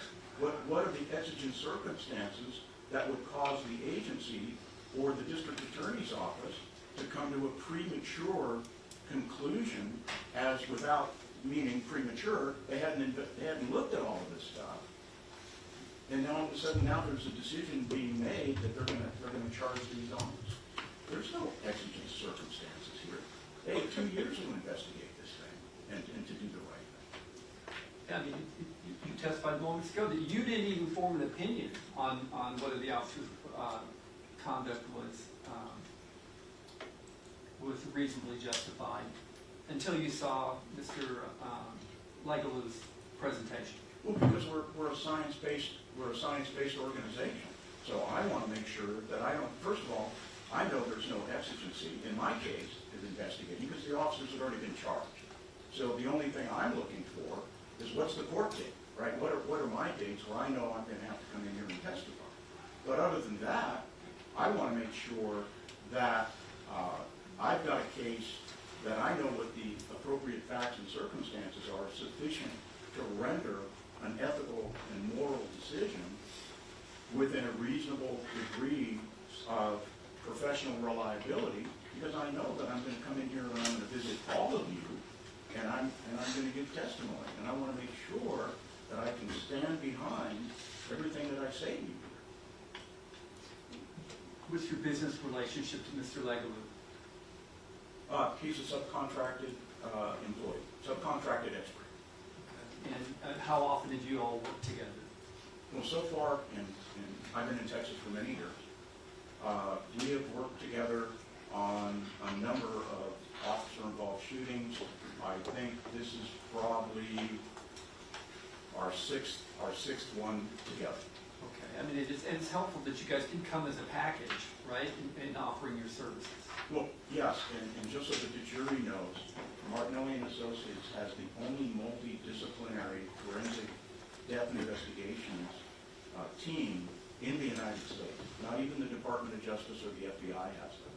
And so we have a law enforcement group, we have physicians, we have complete medical staff, we have forensic experts and technicians like Mr. Legalu, and we all come together multidisciplinarily and we put cases together. All right, so if you know Mission Impossible from the old days, like in the 70s, I'm Mr. Phelps. Okay? Okay, so that's who I am. So we form a multidisciplinary team, and when, like the attorneys from CLEAT, give me a call, right? And I listen to what the case is all about. I'm the guy that makes the decision of what team members I'm going to draw into the relationship to get the best and most accurate forensic product at the end. That's what I do. Would you agree with me that a person simply holding a hammer does not make that hammer a deadly weapon? In a static world, sure, the person just holding the hammer. It's how the person uses it through what we refer to as attendant circumstances. So it depends on, first of all, who the person is, right? Do they have the intent to do harm with it? That's an important consideration, right? Yeah, I would tell you yes, and non-diagnostically, we look at behavior, because behavior supports an opinion of whether or not the person is violent, or whether the person intends to use the instrument to pound some nails into a roof, or to injure or kill an officer. Are you aware that roofers use nail guns and not hammers? I'm not a roofer, but I've seen a lot of think you roofers are. use hammers, believe you me. So a hammer probably, in the hands of a toddler, not as big of a danger as in the hands of somebody physically larger and more athletic, correct? That's an easy question. Well, I can see we're going to disparity of force here. I will tell you, yes, the answer to your question is a toddler holding a hammer is not a level of threat, is a grown, stocky woman who is a roofer wielding a hammer repeatedly and attacking officers. I mean, even if you don't even know she's a roofer.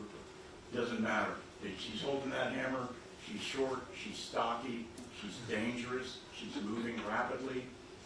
That's a reasonable threat of serious bodily injury or death. So to be a deadly threat, you need to find somebody with a hammer or an impact weapon such as that, right? That has the intent to seriously hurt someone, right? Has the ability to seriously hurt someone, and has the opportunity to seriously hurt someone. Would you agree with that? Yes, and that was the case in this case. All of those things were present. Okay.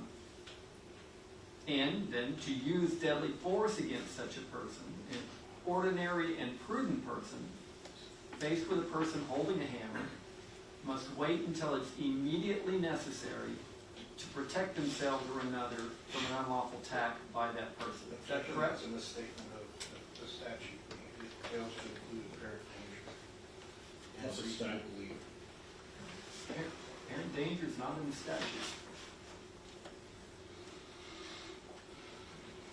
And to use deadly force against a person, I'm sorry, you talked about the physiological and psychological effects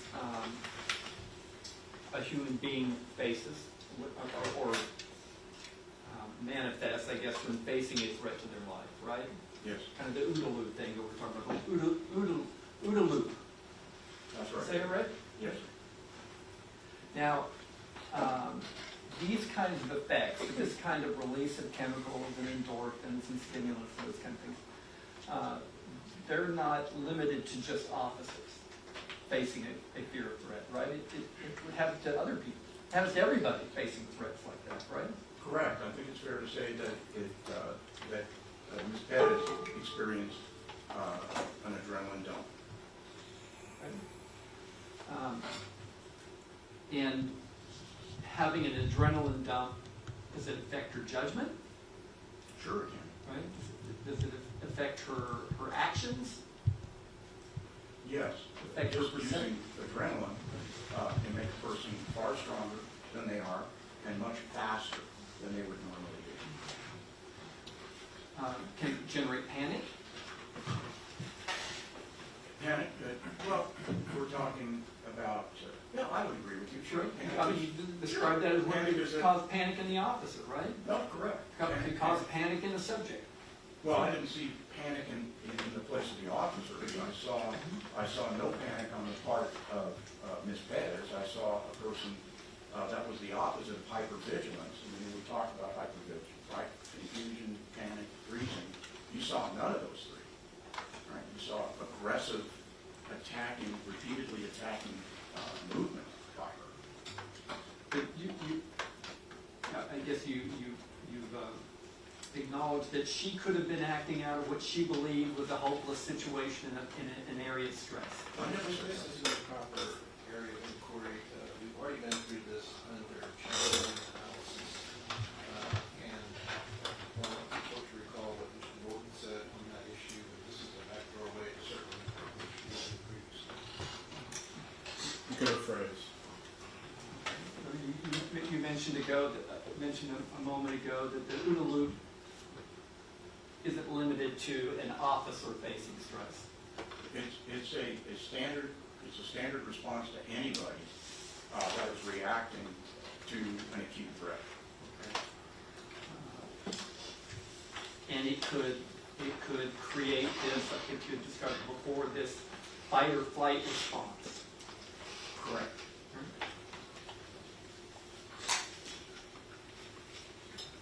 How important was it in your conclusion that the officers acted reasonably in shooting at Ms. Perez, that Melissa Perez was a goal-oriented assailant?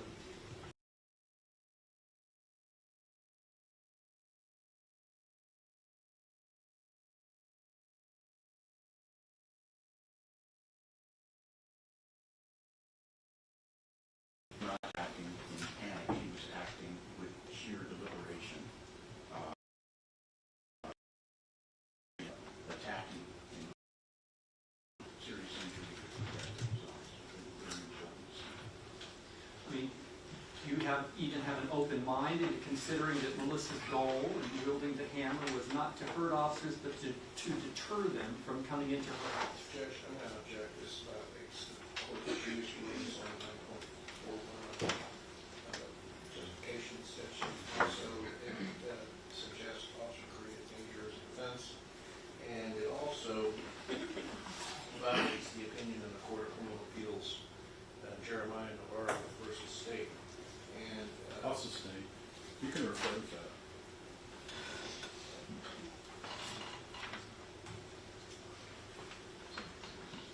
I mean, are there facts that you watched or you observed in the investigation that Melissa's goal in wielding the hammer was to deter people from coming into her home?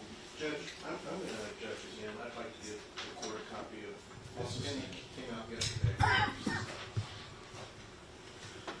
And she didn't attack or threaten any officers not on her property, right? Correct, she did not attack any officers that were not on her property. And she never pursued any officers off her property with any threats, right? Judge, again, this is a violation of the opinion in Jeremiah Navarro versus State. I can give the court a copy of it from yesterday. Your Honor, it's cross-examination of him deciding, describing her goal-oriented intent. Well, it's an improper. Let's get the opinion and then we'll go from there.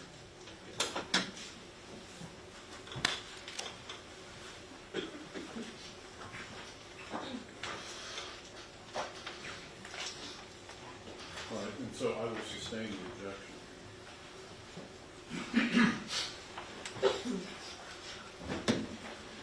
So officers are trained on this OODA loop, right? Yes, sir. Universally, My understanding. right? Not just officers that attended your training. And, Your Honor, if I may, ask the court to instruct the jury to disregard all questions what her intent was. I'm going to instruct the jury to disregard those questions related to This OODA loop training that you do and is done all over the country, right? Yes. This is standard part of the T-code training or anything that officers understand this dynamic, Yes. right? I don't know that citizens are trained on that, right? Military people are trained in that. Perhaps military, right? And they're trained on so that they're better prepared to make better and safer decisions when they're having themselves in crisis situations, right? Well, that's not what the ODA loop is intended. The ODA loop is intended simply as an officer safety technique, at least in law enforcement. Military is a little different, especially with fighter pilots. But for law enforcement, it's an officer safety concept that we teach them to enhance their safety. I mean, you mentioned that you train it so that they prepare to limit their options to avoid paralysis in the choices that they make under this stress. Yes, I would agree with that. It seems to me that this ODA loop discussion is more appropriate in describing an unanticipated attack than an anticipated one. Is that fair to say? We use it mostly for acute attacks or sudden attacks, but it can be for anything. Actually, you can use it for driving, right? You can use it when you're driving. And this will be a great example. You're driving on the freeway. I think all of you that have your driver's licenses, right? When you look through the manual in Texas, they say, hey, you want to stay at X amount of miles per hour a certain car length away, right? So usually 10 miles per car length, right? So say if you're going 80 miles an hour, you really want to be a minimum of 8 car lengths behind. They're kind of teaching you the ODA loop. And then also for action, reaction, perception, lag time, outside of the ODA loop, it actually, the research begins with braking distances, right? For accident investigation and analysis. We're talking about how long does it take someone under certain circumstances at certain speeds to hit the brakes so that you don't run into another car. Okay? So you all know about the ODA loop. I'm teaching you sort of a different way. I guess getting back to my question about the difference in the facing a sudden crisis or life-threatening situation as opposed to an expected one. Okay. Does that shorten that time? Does it make sense to say that shortens the amount of time officers can get through that? Or expands the time? Well, if the distance is shorter, the ODA loop time is shorter, and I demonstrated that. I'm not talking about the distance, I'm talking about the awareness of what's coming rather than the suddenness of it. Well, yeah, because the distance creates an awareness. If you saw what I did with the defense counsel, remember how I put him up really close and he didn't have time to respond, and then I moved back about 8 feet, and then he had time to respond. So that's what I'm referring to in my response to counsel. Okay. I mean, I'm kind of referencing if officers had already seen multiple times how she would respond to someone coming to the door, then they would have expected her to respond in a certain way when they approached the door, right? No, not necessarily, because you have to begin the ODA loop over again each time, because remember, the first two portions of the ODA loop are observed and then orient. So when the behavior changes, here's a great example of the behavior. She had an assaultive behavior at the window, right? And then she's fired upon, and then she disengages. So we have to start the ODA loop all over again, right? What is she doing? Observing. And number two, is this going to become a threat to us? So it has to start over and over again. That's one of the problems that Ms. Perez created, not the officers. Well, while you're talking about that, kind of discuss how this miraculous retreat of Melissa Perez after the first 5 shots was not an opportunity for officers to retreat and formulate a safer extraction. Well, first of all, I disagree with your comment about some miraculous disengagement. That was her decision in the 5 things that a human can do when they also experience something, right? Right. So she got fired upon, and her first, after attacking, she got fired upon, And then her first response as a human being was not to fight at that point, but was to flee. And then we see another acute behavior that supports the goal-oriented opinion I have about her, where she immediately turned around and attacked a second time, which causes the officers to have to go through a second overload.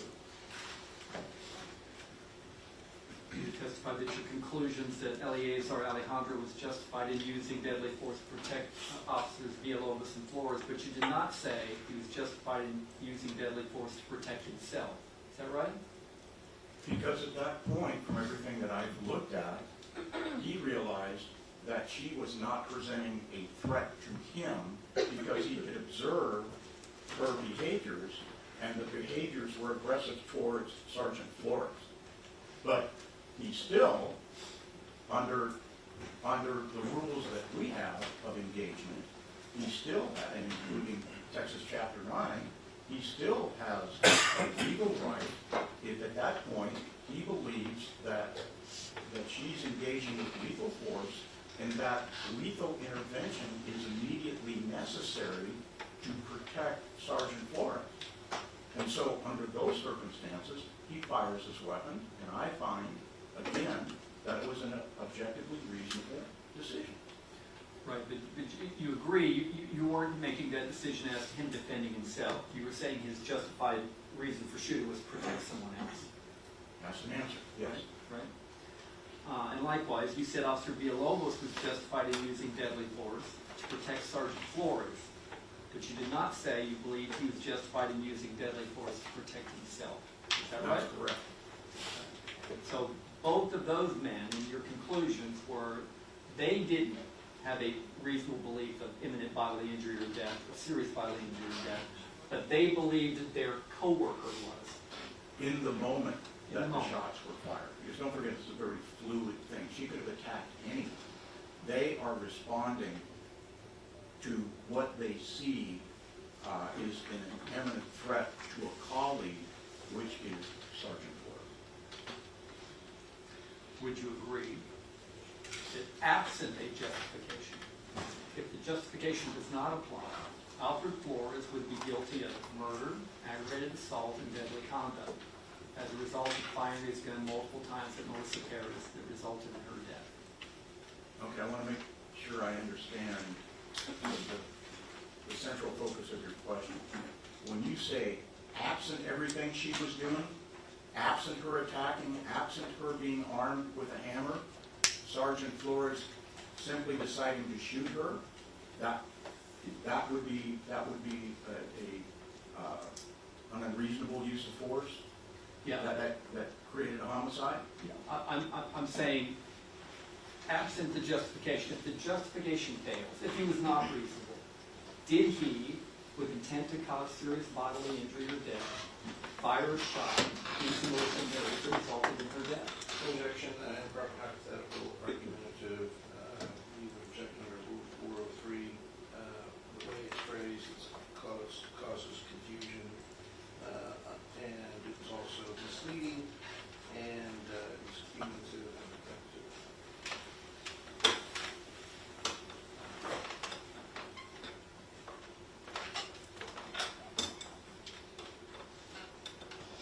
Other than the 403 is the same. Were you confused by my I question? asked that the court instruct the jury to disregard. No instructed jury disregard last one.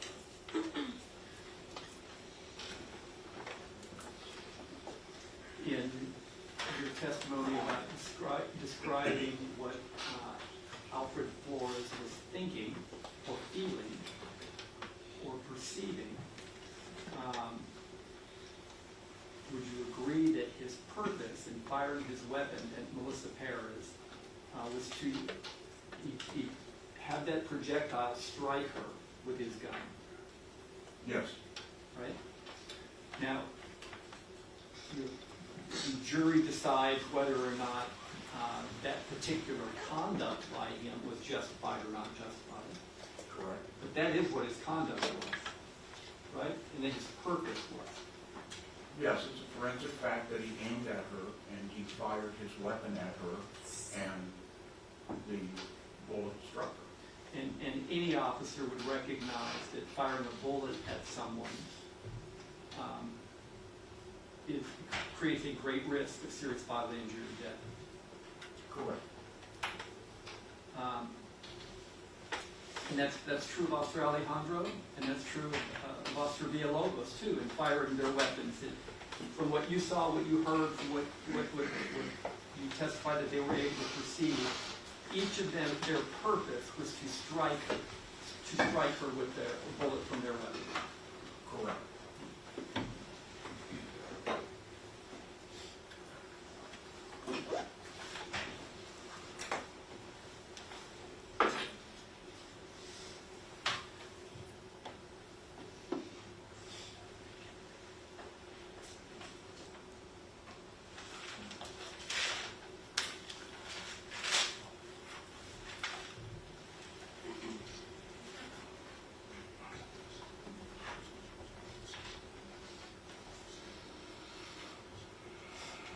You've given a statistic, I think, during direct examination about how rare it is that officers are involved in shooting people, right? Did you say 1.6%? No. That's total uses of force out of the millions of contacts and uses of force a year by peace officers. I said that that an officer involved shooting, especially a fatality, the statistics are so small, they don't even approach 1%. It would be thousands of 1%. I mean, there's lots and lots of times that police have encounters with citizens, right? And in a huge majority of the time, it doesn't result in the officer having to use force or using force. That speaks to? Yes, sir. Thank you. I'll pass the witness around. Judge, we have no more questions. May the witness be excused? Yes. Thank you for allowing me to testify. Thank you, everybody. I appreciate it very much.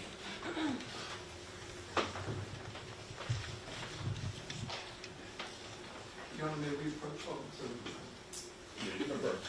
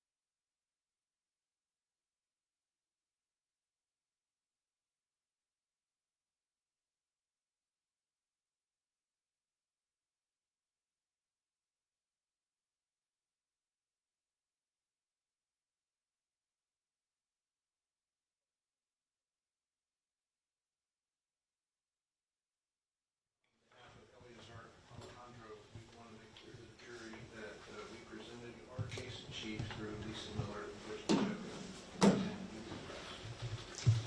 All right, with that, members of the jury, we're going to go ahead and break for lunch. It's 12:52. Give you an hour and a few minutes. Come back no later than 2 o'clock, and we'll continue on. Have a good lunch. All right, jury.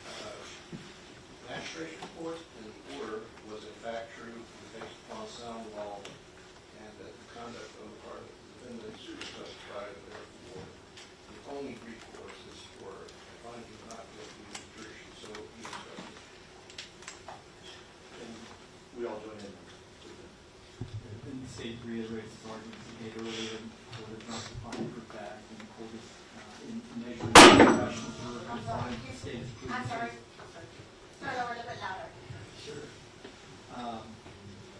In recognizing the burden on or the standard on a motion for directed verdict is that no rational juror can find the elements of the case beyond a reasonable doubt. The court has already made a finding on the evidence that he's heard. That there has been sufficient evidence to get past that standard, and nothing's changed since the last time we made this argument. And it's not for the court to take a role in making a fact-finding situation to change that ruling.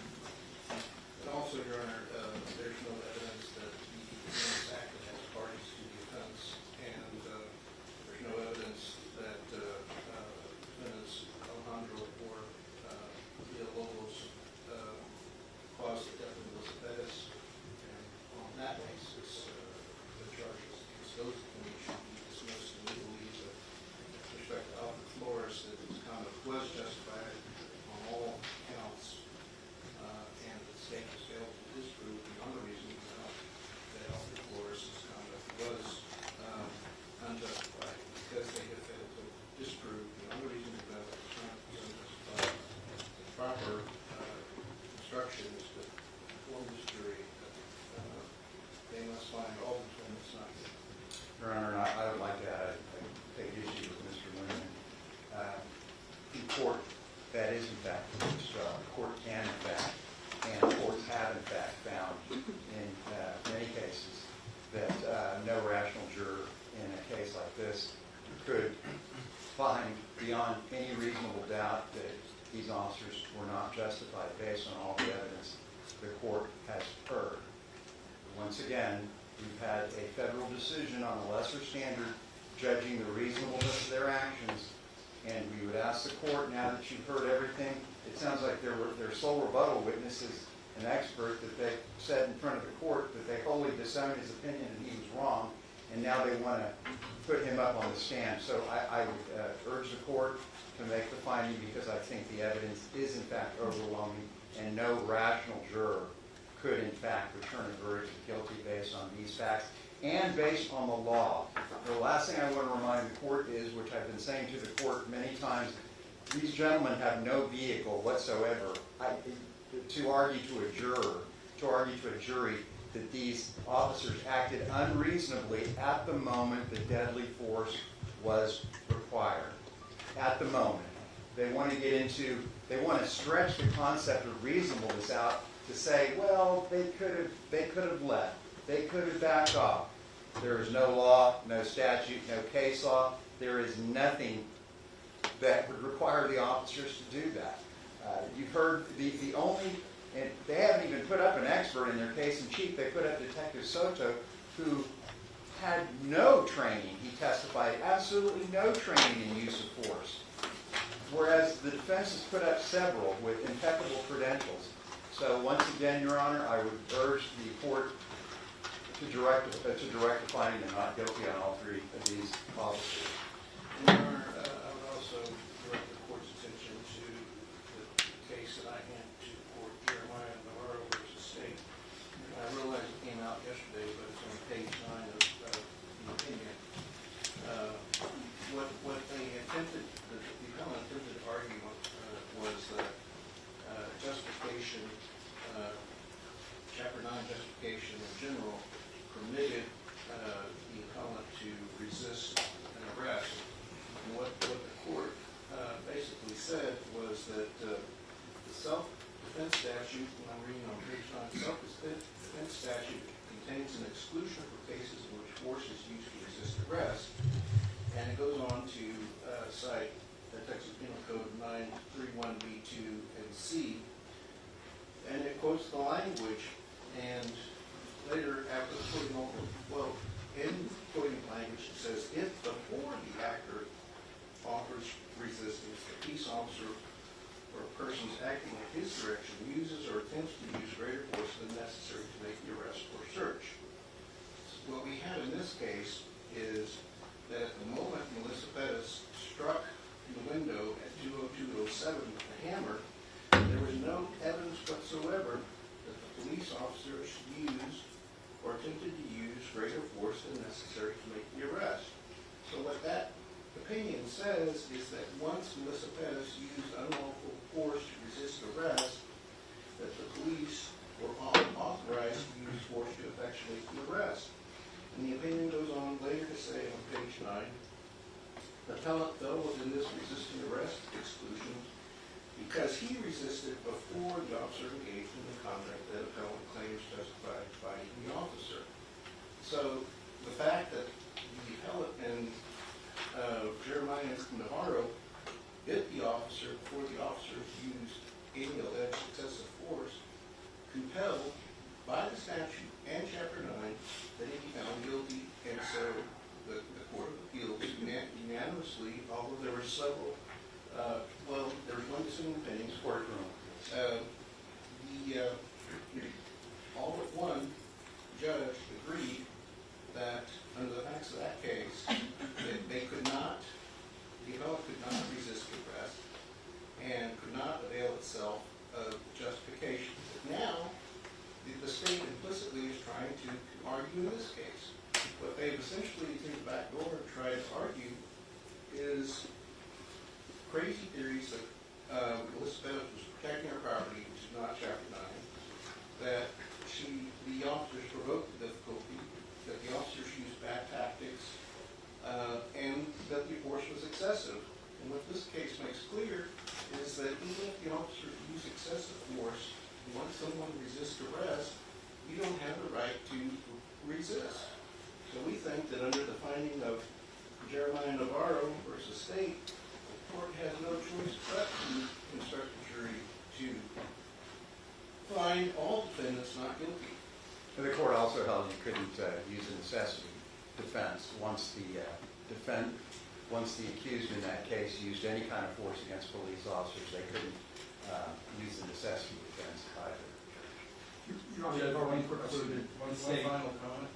The state's sole expert, Detective Soto, only testified that he had probable cause on the underlying and didn't present any evidence to refute beyond a reasonable doubt any of the various issues of self-defense. They put on no issues to rebut it. By definition, by law, through the charge of the court, this jury has to find this gentleman not guilty. And Your Honor, that speaks to the point of the state is unrested. The case is ongoing. The state still has witnesses. It's premature to even have this hearing, considering the evidence is not closed. Your Honor, their case in chief is closed. All we have left is rebuttal. Your case in chief is closed. We It's have a done. right to All right, rebuttal. all right, so the case in chief is closed. State, you have an argument about defense. You made your argument, is that right? Yes.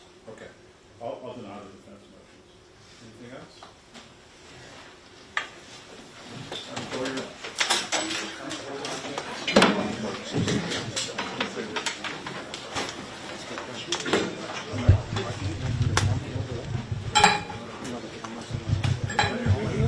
Yes. Not us.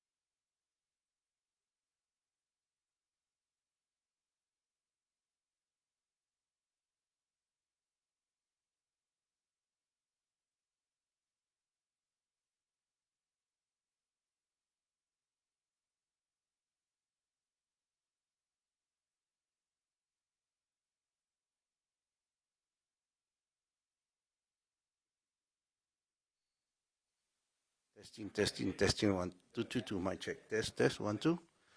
Ahí está.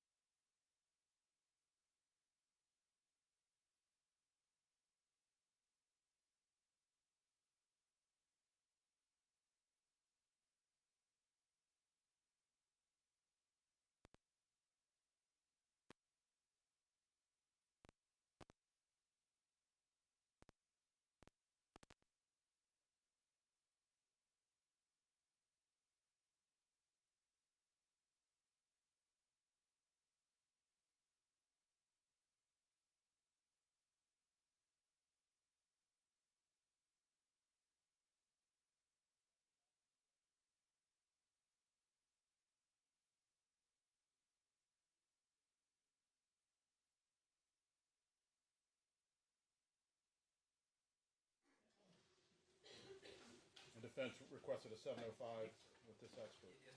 All right. Come on up, you can have a seat, sir. I'm going to swear you in. Yes, sir. Do you solemnly swear or affirm that the testimony you give in this matter will be the truth, the whole truth, and nothing but the truth to help you God? I do. All right, you may need to adjust the microphone, make sure we can all hear you, okay? Okay. Can you give us your name and spell it for the court reporter, please? Chuck, C-H-U-C-K, Joyner, J-O-Y-N-E-R. All right. You may proceed. Mr. Joyner, I want to make sure I refer you properly. Is it Mr. Joyner, Dr. Joyner? Chuck is good too, but no, it's not doctor. Not okay, Yeah. but thank you for that. Okay. You can call me Nico, but I don't know if I want you to do that during court. So are you here to offer an opinion, Mr. Joyner? I am. And so to be specific, what subject or area are you planning to offer that opinion in? Primarily on use of force. I could also talk about police practices and policies, but the main nexus of this trial is whether or not the use of force was reasonable. Are you aware of the judge's rulings that they told you that you're not supposed to hear any testimony about tactics or plans or anything like that? I have. Okay. And so exclusively you're here to talk about use of force and whether it was reasonable? Yes. And so what is your opinion on that topic? That the use of force by all three officers was unreasonable. And so can I ask you, so what evidence did you rely on in order to come to this opinion? I relied on the evidence that was provided to me by the district attorney's office, which included the body-worn camera videos of several officers. Is this giving you feedback? It's a little bit. I don't know if you're too It's close. almost, is it working now? It doesn't work, but I can hear you. Oh, okay. The body-worn camera of various officers, the reports prepared, the affidavits for arrest, the medical reports, witness statements. Which witness statements and body cams did you review? The body-worn camera videos were of the three officers, Officer Salinas, Officer Rojas, and Officer Ramos. And Officer Rojas and Ramos was more recent though, right? That's correct. And Officer Rojas and Ramos has nothing to do with whether the use of force was reasonable. That's correct. So the body cam videos that you reviewed on what you're here to testify to is Salinas, Villalobos, Alejandro, and Flores. That's correct. Now, the videos from Officers Ramos and Rojas did provide a different perspective of the entire situation.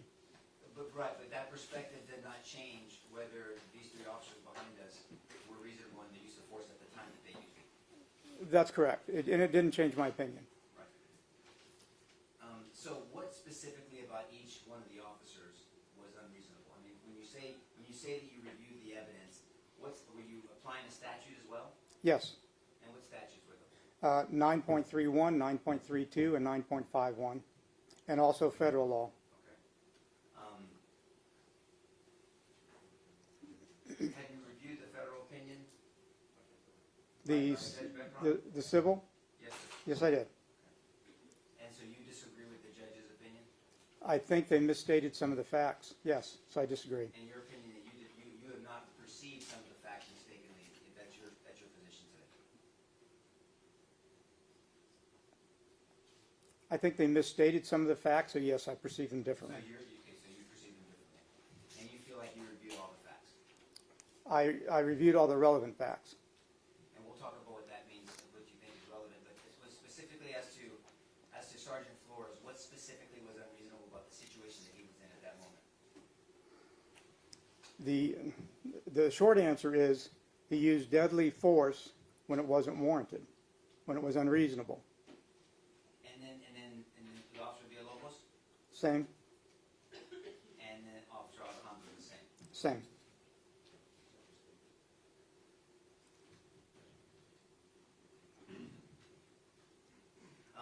Are you aware that at some point, I mean, I'm sure you're aware that you believe that the DA's office felt that part of your opinion at least was wrong. I am. What part was that? When it came to whether or not they were lawfully present and had the right to be entering her home. And that's important when it comes to reasonableness, right? It's important to be there lawfully. I mean, you can't Yes, it can certainly be a factor in terms of whether or not the use of force was reasonable or not, but it also comes down to, did the officers have a reasonable belief that they were there lawfully? Did they have a good faith belief? And you don't have an opinion on that because you're not in their minds, right? Well, and again, it's irrelevant to this case, but you're correct. But you believe that they were there reasonably, objectively? Yeah, I think they had a good faith belief that they were there lawfully. And you agree you agree that an individual, I believe it's mentioned in your report, cannot use deadly force against an officer to protect property or to resist arrest. I don't believe so. But not just that you don't believe so, the law states that as well, right? That's correct, except for some circumstances, very extreme circumstances. Pretty much when you're talking about a rogue officer that's now become a criminal and is trying to kill you, and that's your only means of self-defense. And I think the operative phrase there is very extreme, right, situation. True, yes. Not when an officer is lawfully there and in the commission of a lawful act. That's not. Yeah, I would never advocate that somebody fight or try to harm a law enforcement officer. And you agree that this situation here wasn't one of those extreme situations where an individual has a right to use deadly force against an officer? I agree.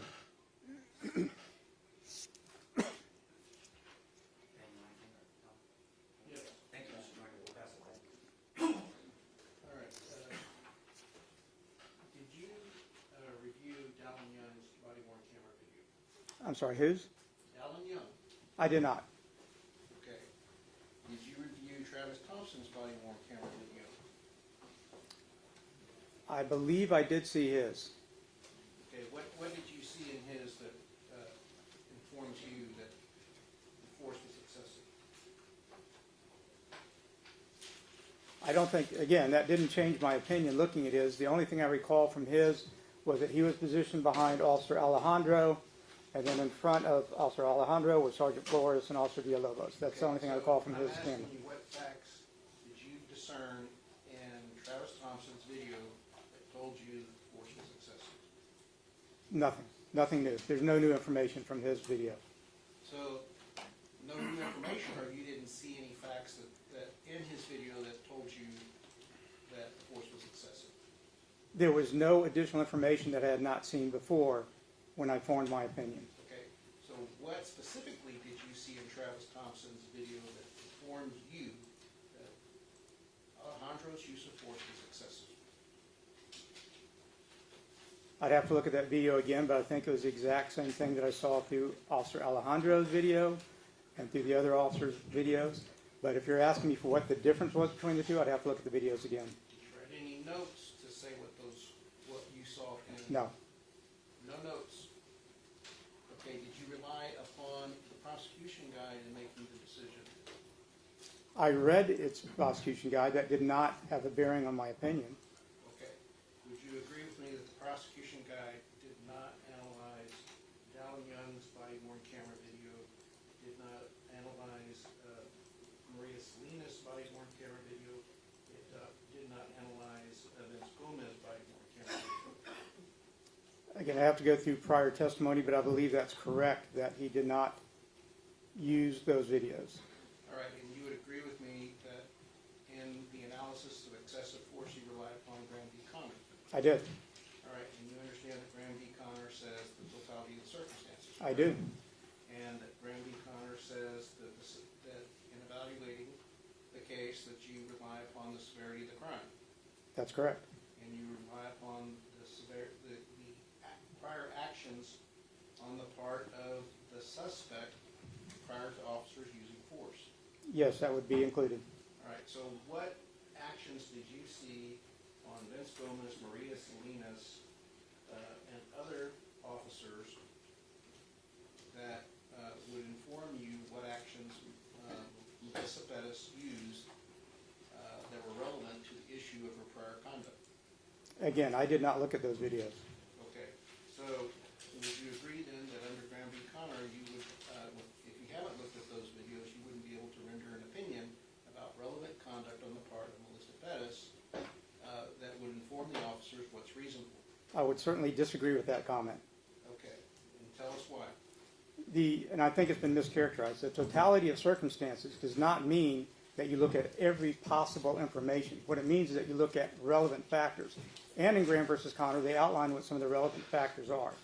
And what are those relevant factors as you understand them? There's several. One is the number of officers, the number of suspects, the size of the officers versus the size of the suspect, the tools and weapons available to the officer versus the tools and weapons available to the suspect. It may have, another factor may be the time of day. It may be the neighborhood. There could be a number of factors. But there are also factors that would not be relevant. So, for example, I don't have the meteorology report from that night. I don't have the report of the sprinkling system, if the ground was wet or dry. I don't have medical reports from any of the officers as to did they feel good that day or not good that day. So all those things you can say, well, you should have seen, but to me, they're not common relevant factors. So it does not have any basis, in my opinion.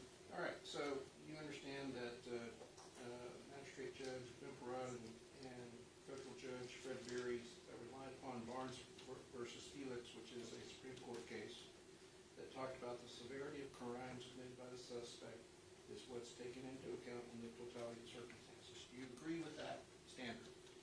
The Barnes versus Felix? Yes. Yes, I'm aware of it. Do you agree with it?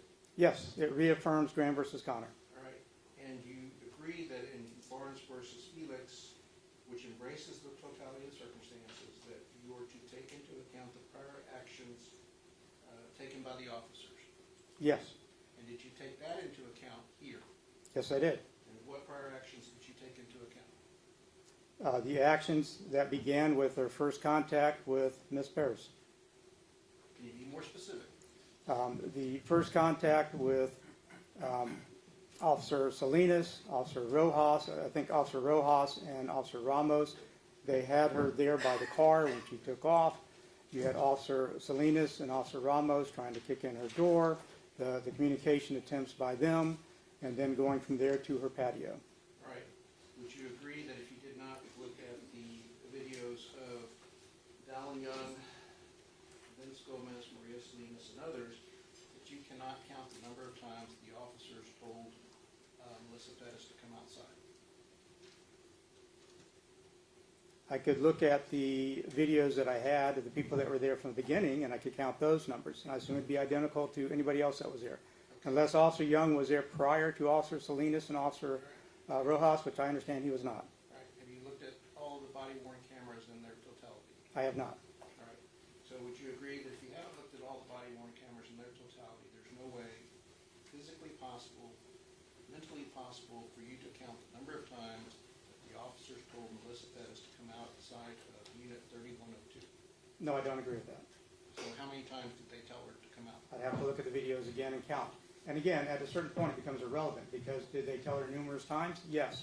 Did they tell her 30 times or 40 times? At a certain point, it becomes irrelevant. All right. And so you're saying that if they told her 40 times, that's irrelevant? Compared to 30, yes. Now, if they told her once versus 40, that is relevant. If they told her 30 versus 40, that's irrelevant. Okay. They told her repeatedly. And why would it be relevant if they told her 30 times? That they repeatedly had the attempt for her to come out and be arrested. And what does that weigh in favor of the totality of the circumstances? That would weigh in favor of the officers in that situation. All right. And so what about Barnes v. Felix saying that you should consider prior actions taken by the officer, such as giving warnings or otherwise trying to control the encounter? Do you agree with that? Yes. All right. So what warnings or actions did the officers take trying to control the encounter? There are several commands that where they threatened to tase her if she didn't come out. They attempted to talk to her. I think at once you almost got shot by doing these things. All right. And would you agree that the officers are entitled to take that into account when weighing the totality of the circumstances at the time they use force? Yes. All right. And what weight did you give on that factor on whether it was reasonable to use force? That is a factor like many others. So did you give that weight in favor of the officers? Yes, that would be in favor of the officers. All right. And would you agree that the suspect's own conduct is always relevant because it indicates the nature and level of threat the suspect possesses either to the officers or others? That's correct. All right. And what weight did you give to Melissa Perez's 2 hammer strikes at Jonathan Salinas and Camel Throw, and the strike at Nathaniel Villalobos at 151.50. Those are factors. What weight did you give it? They're the same as other factors. It's Can you- one of many. Okay, what weight did you give it? Are you looking for a percentage, or it's a factor that has to be considered. It's a relevant factor, yes. All right, so did you give it significant weight, minimal weight? No, that's a significant factor, yes. All right. And so would you agree that the totality of circumstances also says that you look at the precise time of the shooting will often determine most how earlier facts may bear on the reasonableness of the officer? Can you repeat that, please? All right. So you are aware, since you did claim you read the report of Judge Benbarot, he says, of course, the situation at the precise time of the shooting will often be what matters most, but earlier facts and circumstances may bear on how a reasonable officer would have understood and responded to later ones. You agree with that, correct? Not entirely, because Barnes versus Felix affirms Graham versus Connor, which says it's totality of circumstances. It's not that one instance when the officers used force. And he seems to be indicating that that has greater weight than the totality of the circumstances. So I would not agree to that. Okay. What he says, he quotes Barnes v. Felix. You understand that he's quoting Yes. Barnes v. Felix when he makes that statement. I understand. And so he's saying that it's not just the moment in time, but the prior events help decide how much of a threat it is at the moment deadly force is used. And I agree with that. All right. So you don't have any dispute with Judge Benbarot's ruling in that regard, do you? No, again, I think what Barnes versus Felix did was reaffirm what That's Graham not versus my Connor question. said. Do you disagree with Judge Benbarot's analysis, yes or no? I'd have to look through the whole thing once again to see if there's anything that I disagree with, but in general, I agree with it. All right.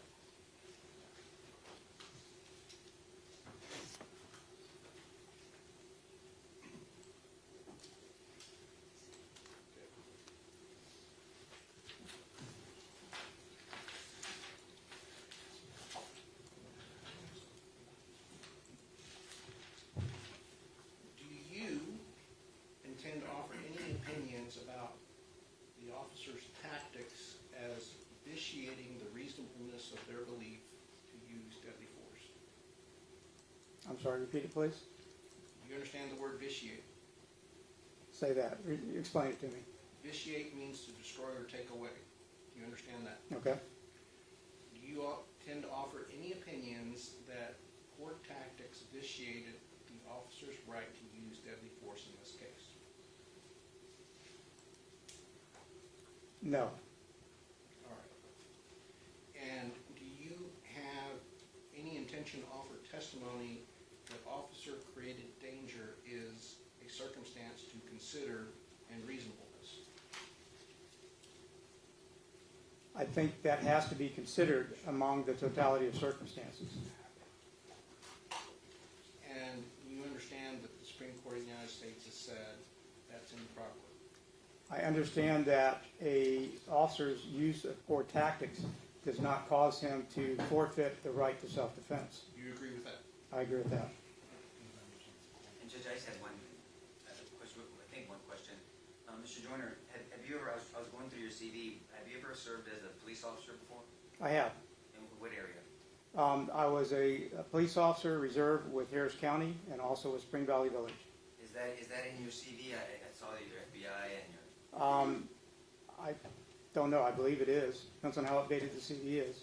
Okay. I'm currently Is that a recent job you've served in? No. Harris County probably began in 2012, and I've been with Spring Valley, currently with Spring Valley, for the last 9 or so years. And with Spring Valley, when you serve as a reserve, you don't go on patrol though, do you?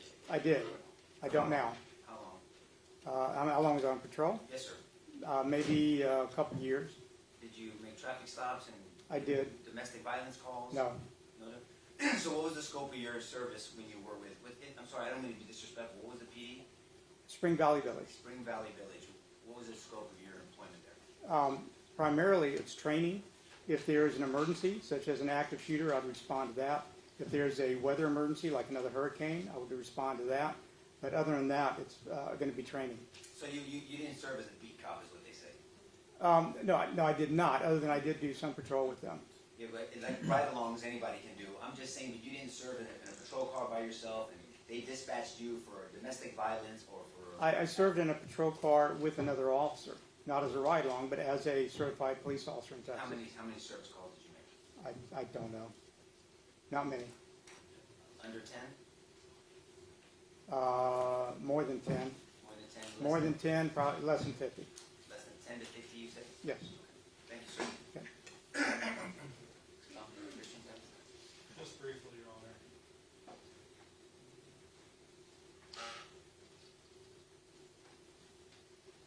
Do you have a copy of your CV or your resume with you? I don't. Okay. The copy I have doesn't mention peace officer experience, so I just want to... That's probably a more dated copy then. Okay, so the report we got in 2024 didn't include your 20 teens. And it's, I have several CVs, and that's not on all of them. Okay. How many hours would you say you spent preparing for this case?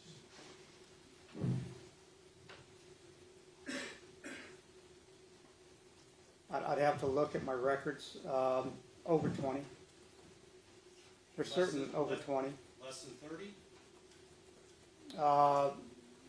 Between 20 and 30. 20, 30, okay. Have you watched, I think I saw you in trial last week or the week before. Which witnesses have you watched testify? I watched Detective Soto, and I cannot remember the name of the defense witness.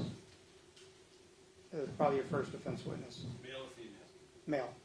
Detective Duke? That's it, Is that Detective right? Duke. Okay.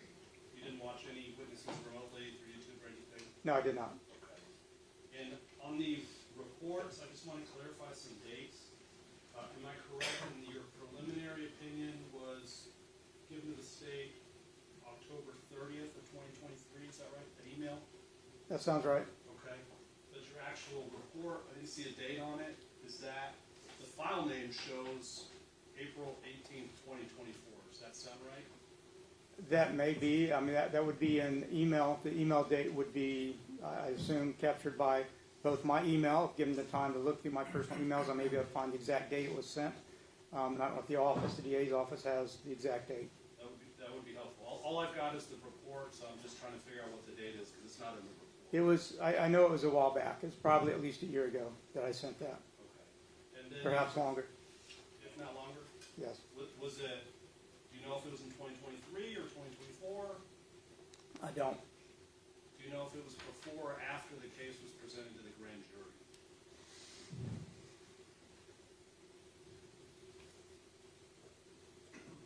I believe it would have been before, but I can't say that with certainty. Okay. And then we received an addendum to your initial report dated October 20th of 2025. You provided that to the Yes. state. Are there any other addenda that you created? No, there's not. Okay. Did you, I understand you came from Austin testifying in another trial. Do you have your file with you, the information you're relying on to testify today? My prosecutor, or my report, Just the report, nothing I else? do have my report. Okay, but nothing else. I have notes that I've taken during trial. Okay.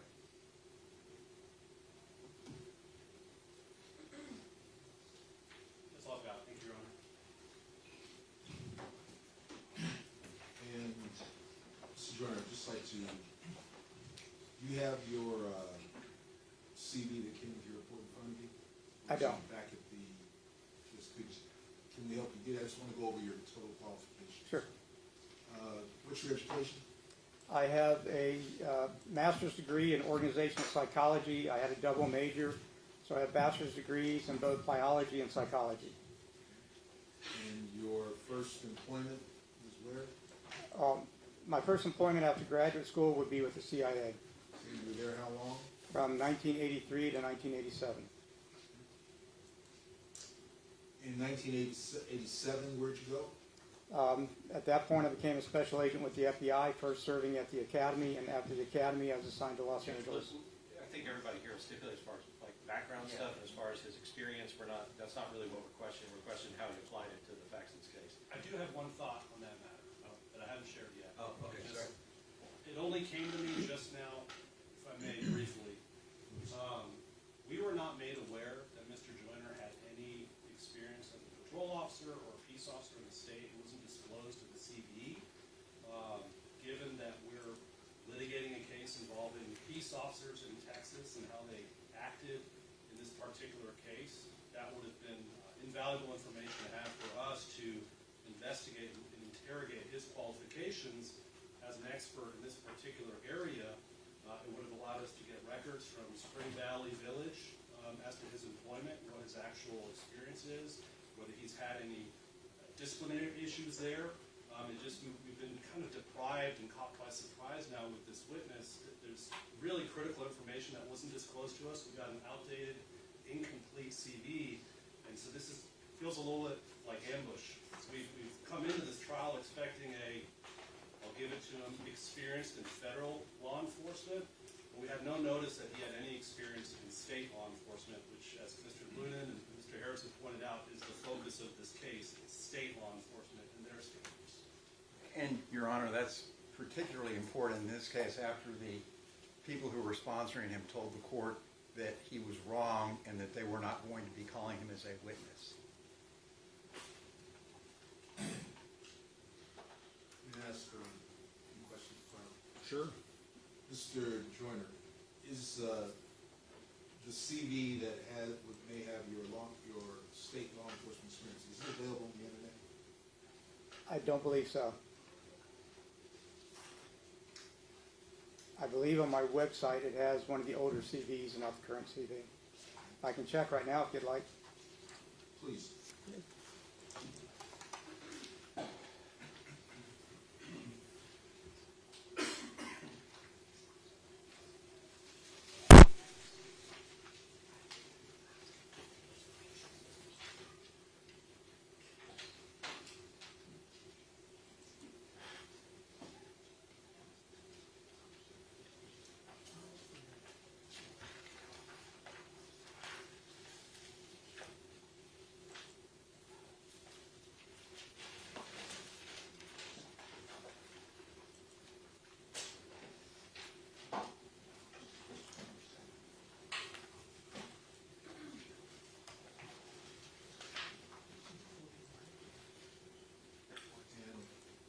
While Mr. Joyner is looking up the status of his current CV, I would also note what has been disclosed to defense.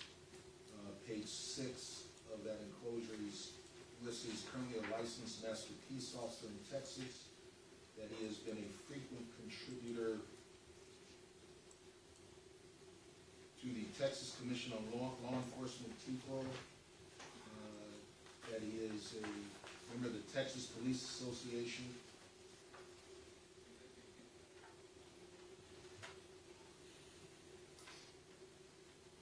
and in his previous testimony has testified in state courts on use of force against 4 officers charged and against officers so charged in several cases, states in this district, in fact, this county, Travis County, Harris County.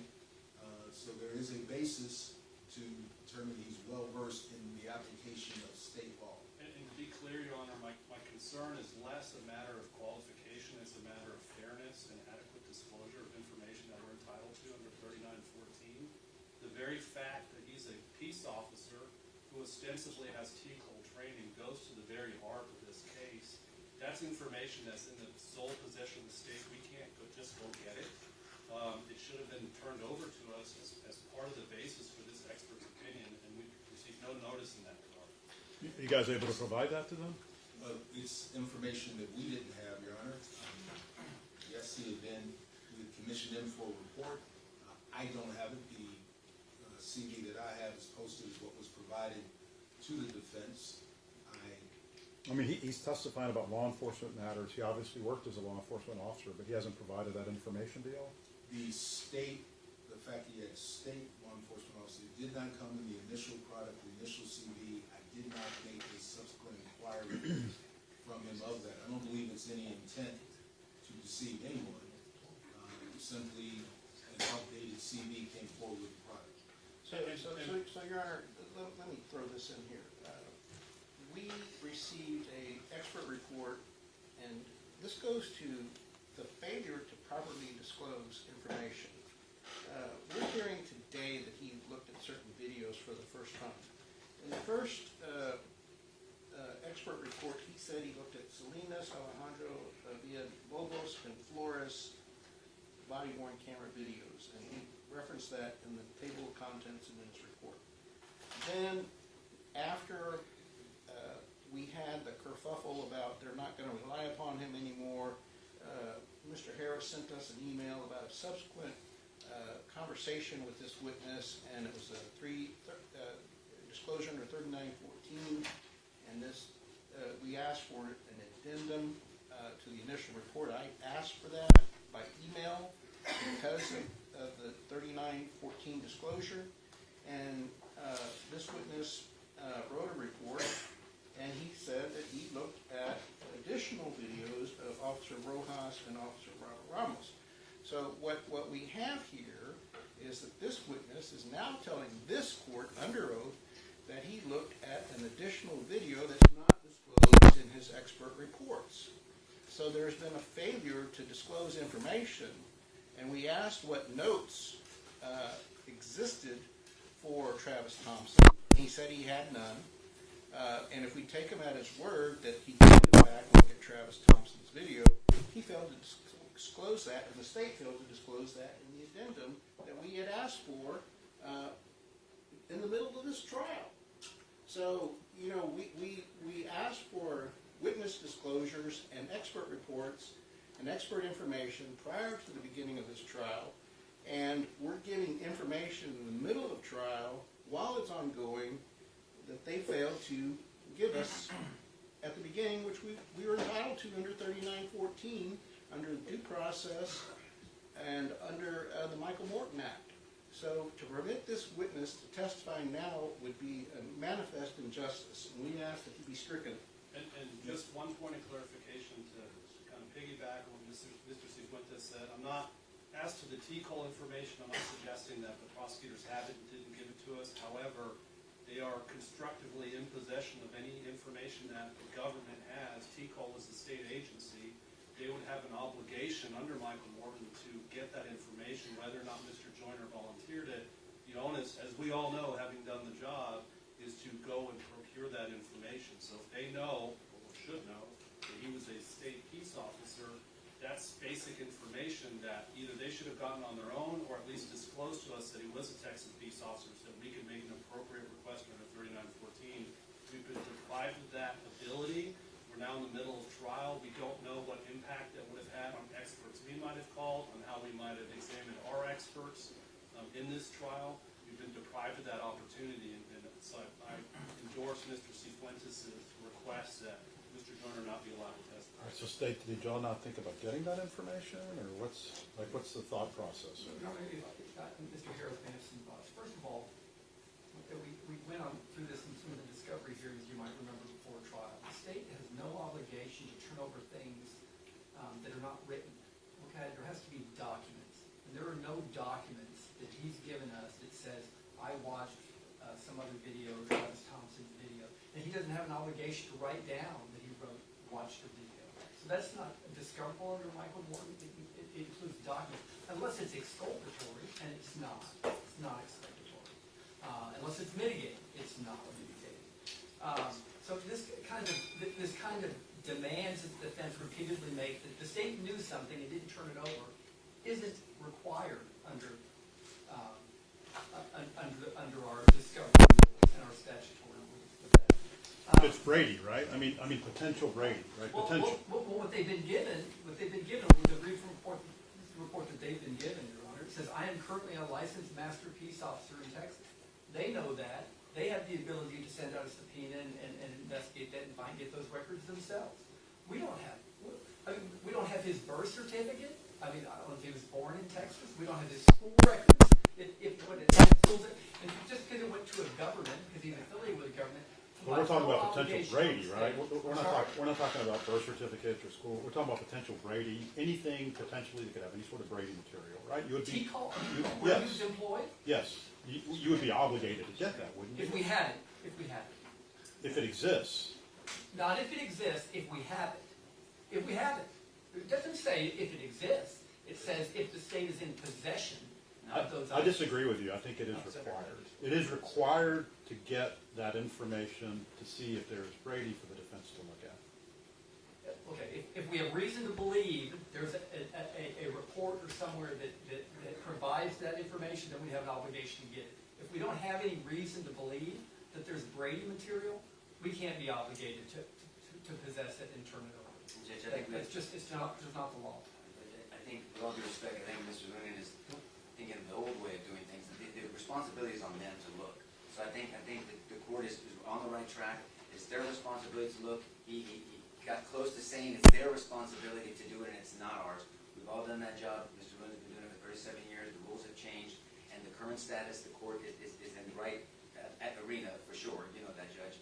Is that the responsibility is on them to check, not if they think. If they think, because what they think is different than what we think, or we would be having this trial. Because I think they're wrong, and they think we're wrong, and so we're having a trial. So with all due respect, it's irrelevant what he thinks. It's what the law requires, and it requires for him to look to make sure, and then to turn it over and disclose it, because it could be potential Brady. We're not saying it is or isn't right now, Judge, but that's not the standard. And Your Honor, this particular case and instance even begs for more disclosure, because frankly, I have never seen in the entirety of my career the state, and they weren't even going to tell us until they were pushed, when they go on the record and say, oh, our designated expert, he's wrong. We disagree with him. That is certainly Brady. It goes to impeachment. It goes to Brady. It goes to mitigation. And so because of that, certainly we would be entitled, I want to know what his training hours were via T-close and find out what is, we didn't know. I think 16 hours is usually what reserve officers have to accrue to be a reserve officer. It all goes to his qualifications and... All right, State, so you're making the argument that Heath does not apply in this particular situation? Is that what you're saying? No, if there was, he said if we got evidence, we got it late. If we got it late, and we turned it over late, and we should have gotten it sooner, or we had it sooner and didn't turn it over, then the court would be able to exclude the evidence at trial. That's what he says. That's all that he says. So in that case, it was a 911 call or something of that nature. The state turned over to the defense a day or a weekend before the trial, and the state had the opportunity to get it because the PD had it the entire time. The PD that filed the case with them. And I don't disagree with Heath. Heath is fine. We have an obligation, what we have, to get it to the defense. It's something we have. Not something we don't have. Not something that's in another agency, in another county, in another state, whatever these kinds of things. Now, if we have reason to believe, because the witnesses told us, he was disciplined as a police officer in Iowa, okay? Then we'd have an obligation of going to get it and ferret that out. But we are under no obligation to look up and do a background check on every witness we have to see if they've done anything wrong. We do not. Your Honor, I'd like to read into the record an email exchange that's very important. It was on October 19th, and it was late Sunday in the evening, close to 5 o'clock. We received an email from Darrell Harris that said ADA's David Luna and Darrell Harris had a telephone conversation with state's expert Chuck Joyner, Sunday, October 19th, 2025 at 2:05 p.m. To prepare for this call, he was provided body-worn camera footage for officers Jesus Rojas and Robert Ramos that he had not previously reviewed. We discussed his review of the additional videos and whether that changed his position, his previous opinion. And that discussion, he told us the following, and he listed 3 things, to which I responded shortly thereafter, and I conferred with all the team before sending this email, and they can recall that I sent this email to Mr. Harris and Mr. Luna. Since this report seems to be a material change in the expert report previously provided, I trust you will provide a supplemental report from Mr. Joyner documenting his revised opinions. This supplement should be provided as part of the state's ongoing duty to comply with our previous discovery request, and the state having filed a discovery acknowledging, representing that it had provided everything to the defense. Since the state has made an affirmative representation that everything has been turned over, the state would be required to provide a supplemental report from Mr. Joyner instead of a synopsis of your notes. The only reason the state would not provide a supplemental report from Joyner would be if the state affirmatively represents that it has abandoned any attempt to use Joyner as a witness at any stage of this trial. When shall we have the supplemental report, or has the state abandoned Mr. Joyner as an expert? They provided us the report reaffirming that the only new videos were of Ramos and Rojas. If that's the case, then either this witness has misrepresented on the witness stand that he reviewed Travis Thompson, or the state has failed to disclose that Travis Thompson was reviewed, and this witness should have updated his supplemental report regardless of whether his failure to include it in the October 20th report was just a clerical error. So since they failed to update the report about Travis Thompson and what they reviewed in Travis Thompson, he should be excluded from testifying. All right, Mr. Norton was trying to say something earlier. Well, Judge, actually, just one small thing, I'm going to let Mr. Newman, but on the one hand, they say, we should have known because he says in the report they gave us, he's a master peace officer in Texas or holds a certification. Goose and Gator, they should have known. We didn't, it never says anywhere about being employed as a reserve, where, I don't even know where Spring Valley is, I think it's in Harris County, but, I mean, who am I gonna give, I mean, it just doesn't make sense that they're shifting it to us and act like they had no obligation at all, and they do. And I think, Your Honor, that he speaks specifically to this very circumstance. Yeah, because it seems like the argument that Mr. Lunan was making was not an accurate rendition of what Heath holds. Am I right about that?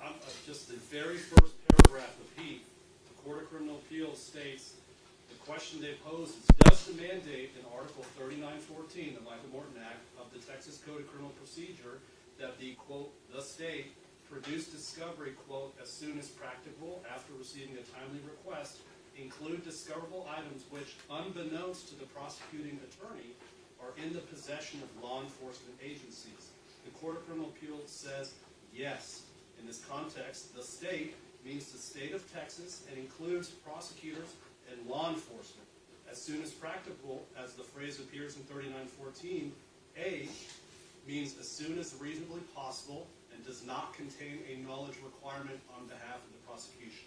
I'm not accusing Mr. Luna and Mr. Harris of knowing the information and failing to turn it over, but Heath makes clear that they have an obligation, unlike just a generic background check on a civilian witness, when they have a witness, particularly an expert, who was a member of law enforcement of this state. Heath makes clear they have an affirmative duty to seek out that information. In as much as I'm salivating to cross-examine Mr. Joyner, Judge, I think it's obvious that it's your discretion to exclude him from this jury hearing from him. I don't know if it's so much a discretion. It seems mandatory at this point. Fair enough. So I'm gonna sustain the defense objection. Anything else?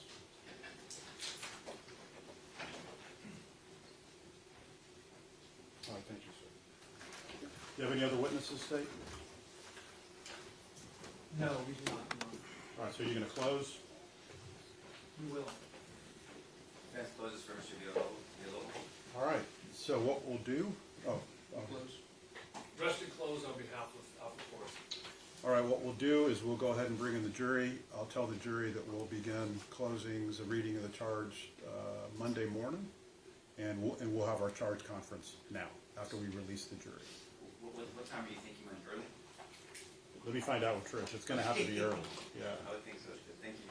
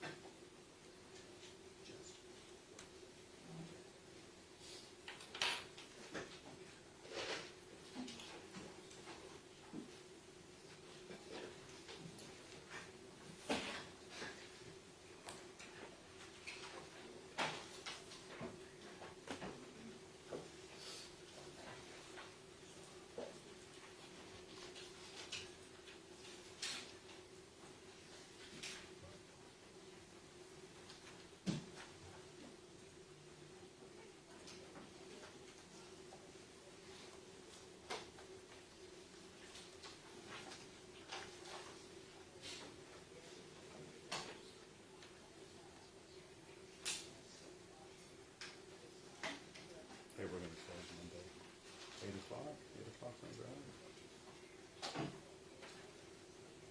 You got a what doctor? Yeah. Yeah, you want to see if one of the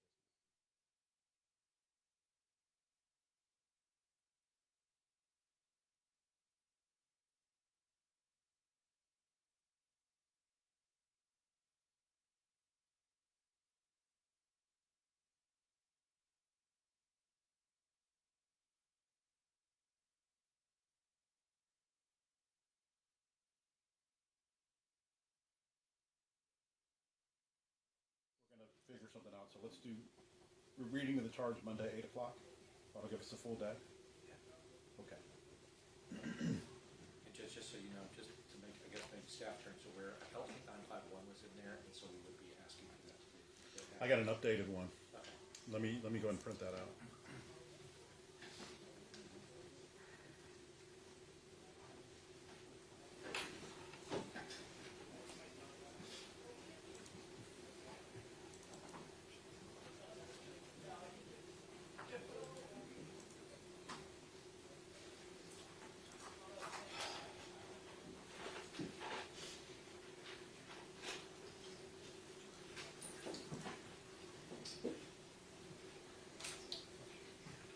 Am I okay if I just give the defense one charge?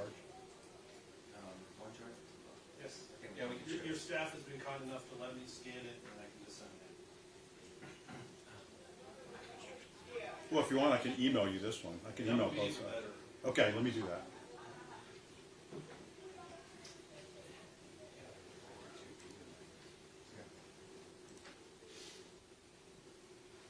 So one print and one email, dude? Right on it.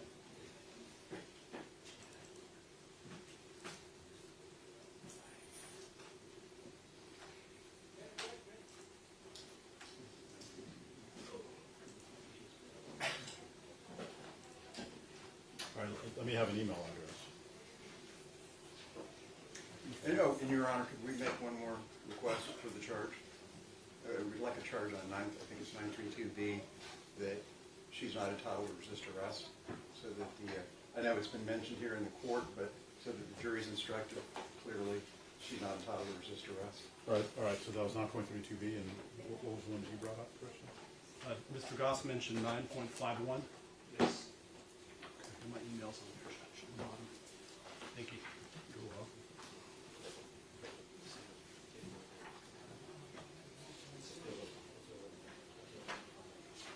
Point 31B2.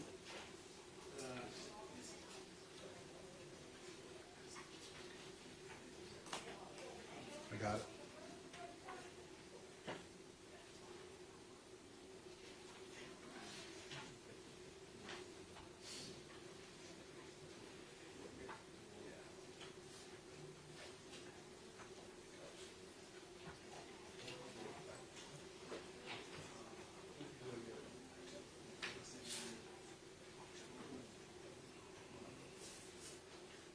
Let me get a state's email address. D. Harris, D. Lumen, and David. Is that what you Okay. One second. Ready, guys? All rise for the jury.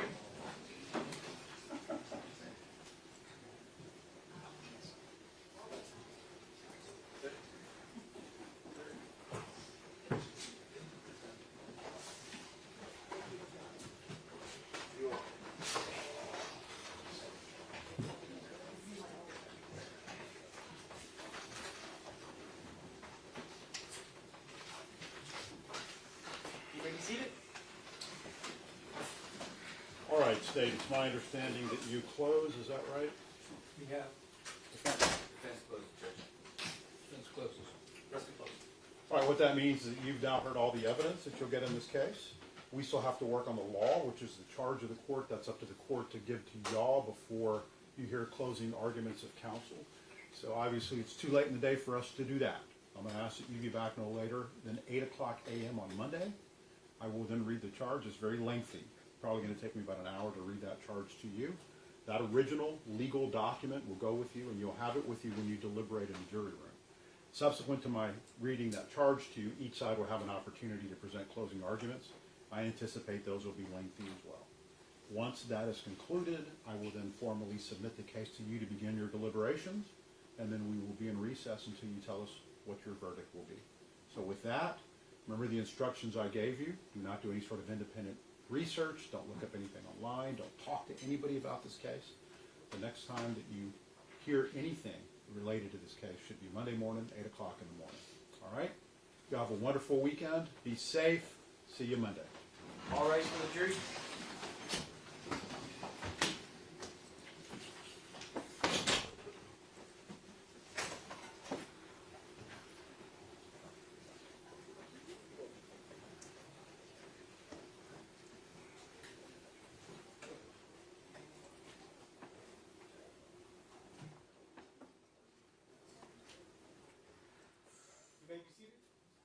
Your Honor, what is your plan with the alternate jurors? Are we going to use them before argument or after argument? Yeah, the alternate juror can be here during argument, right?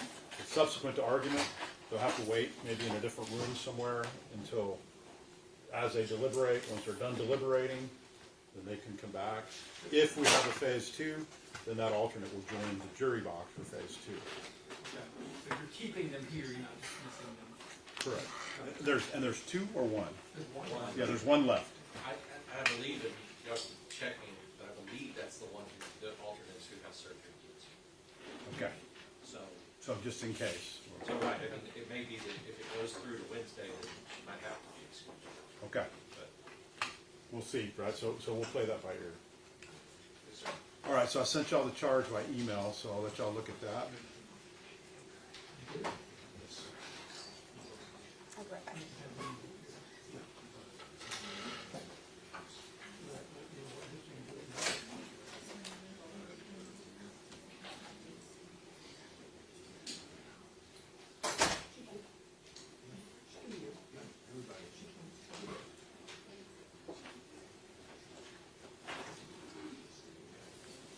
No, on Monday. Monday at 8.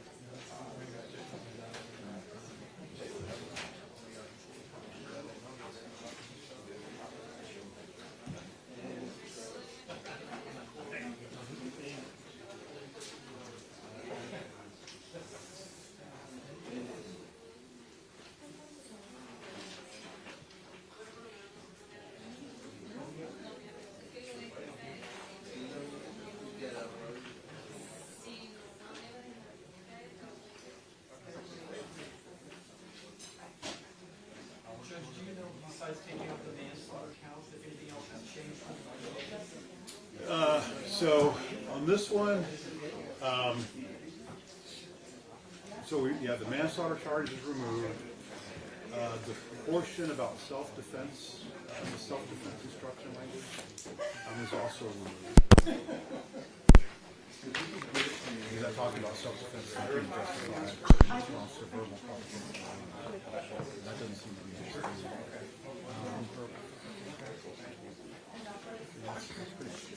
Okay, I mean, the one thing I saw kind of repeated. Under the, several places, and I don't know if that was caught or not, but in several of the paragraphs, it says under the. Oh, I got you. What page? This isn't on the new one, this is on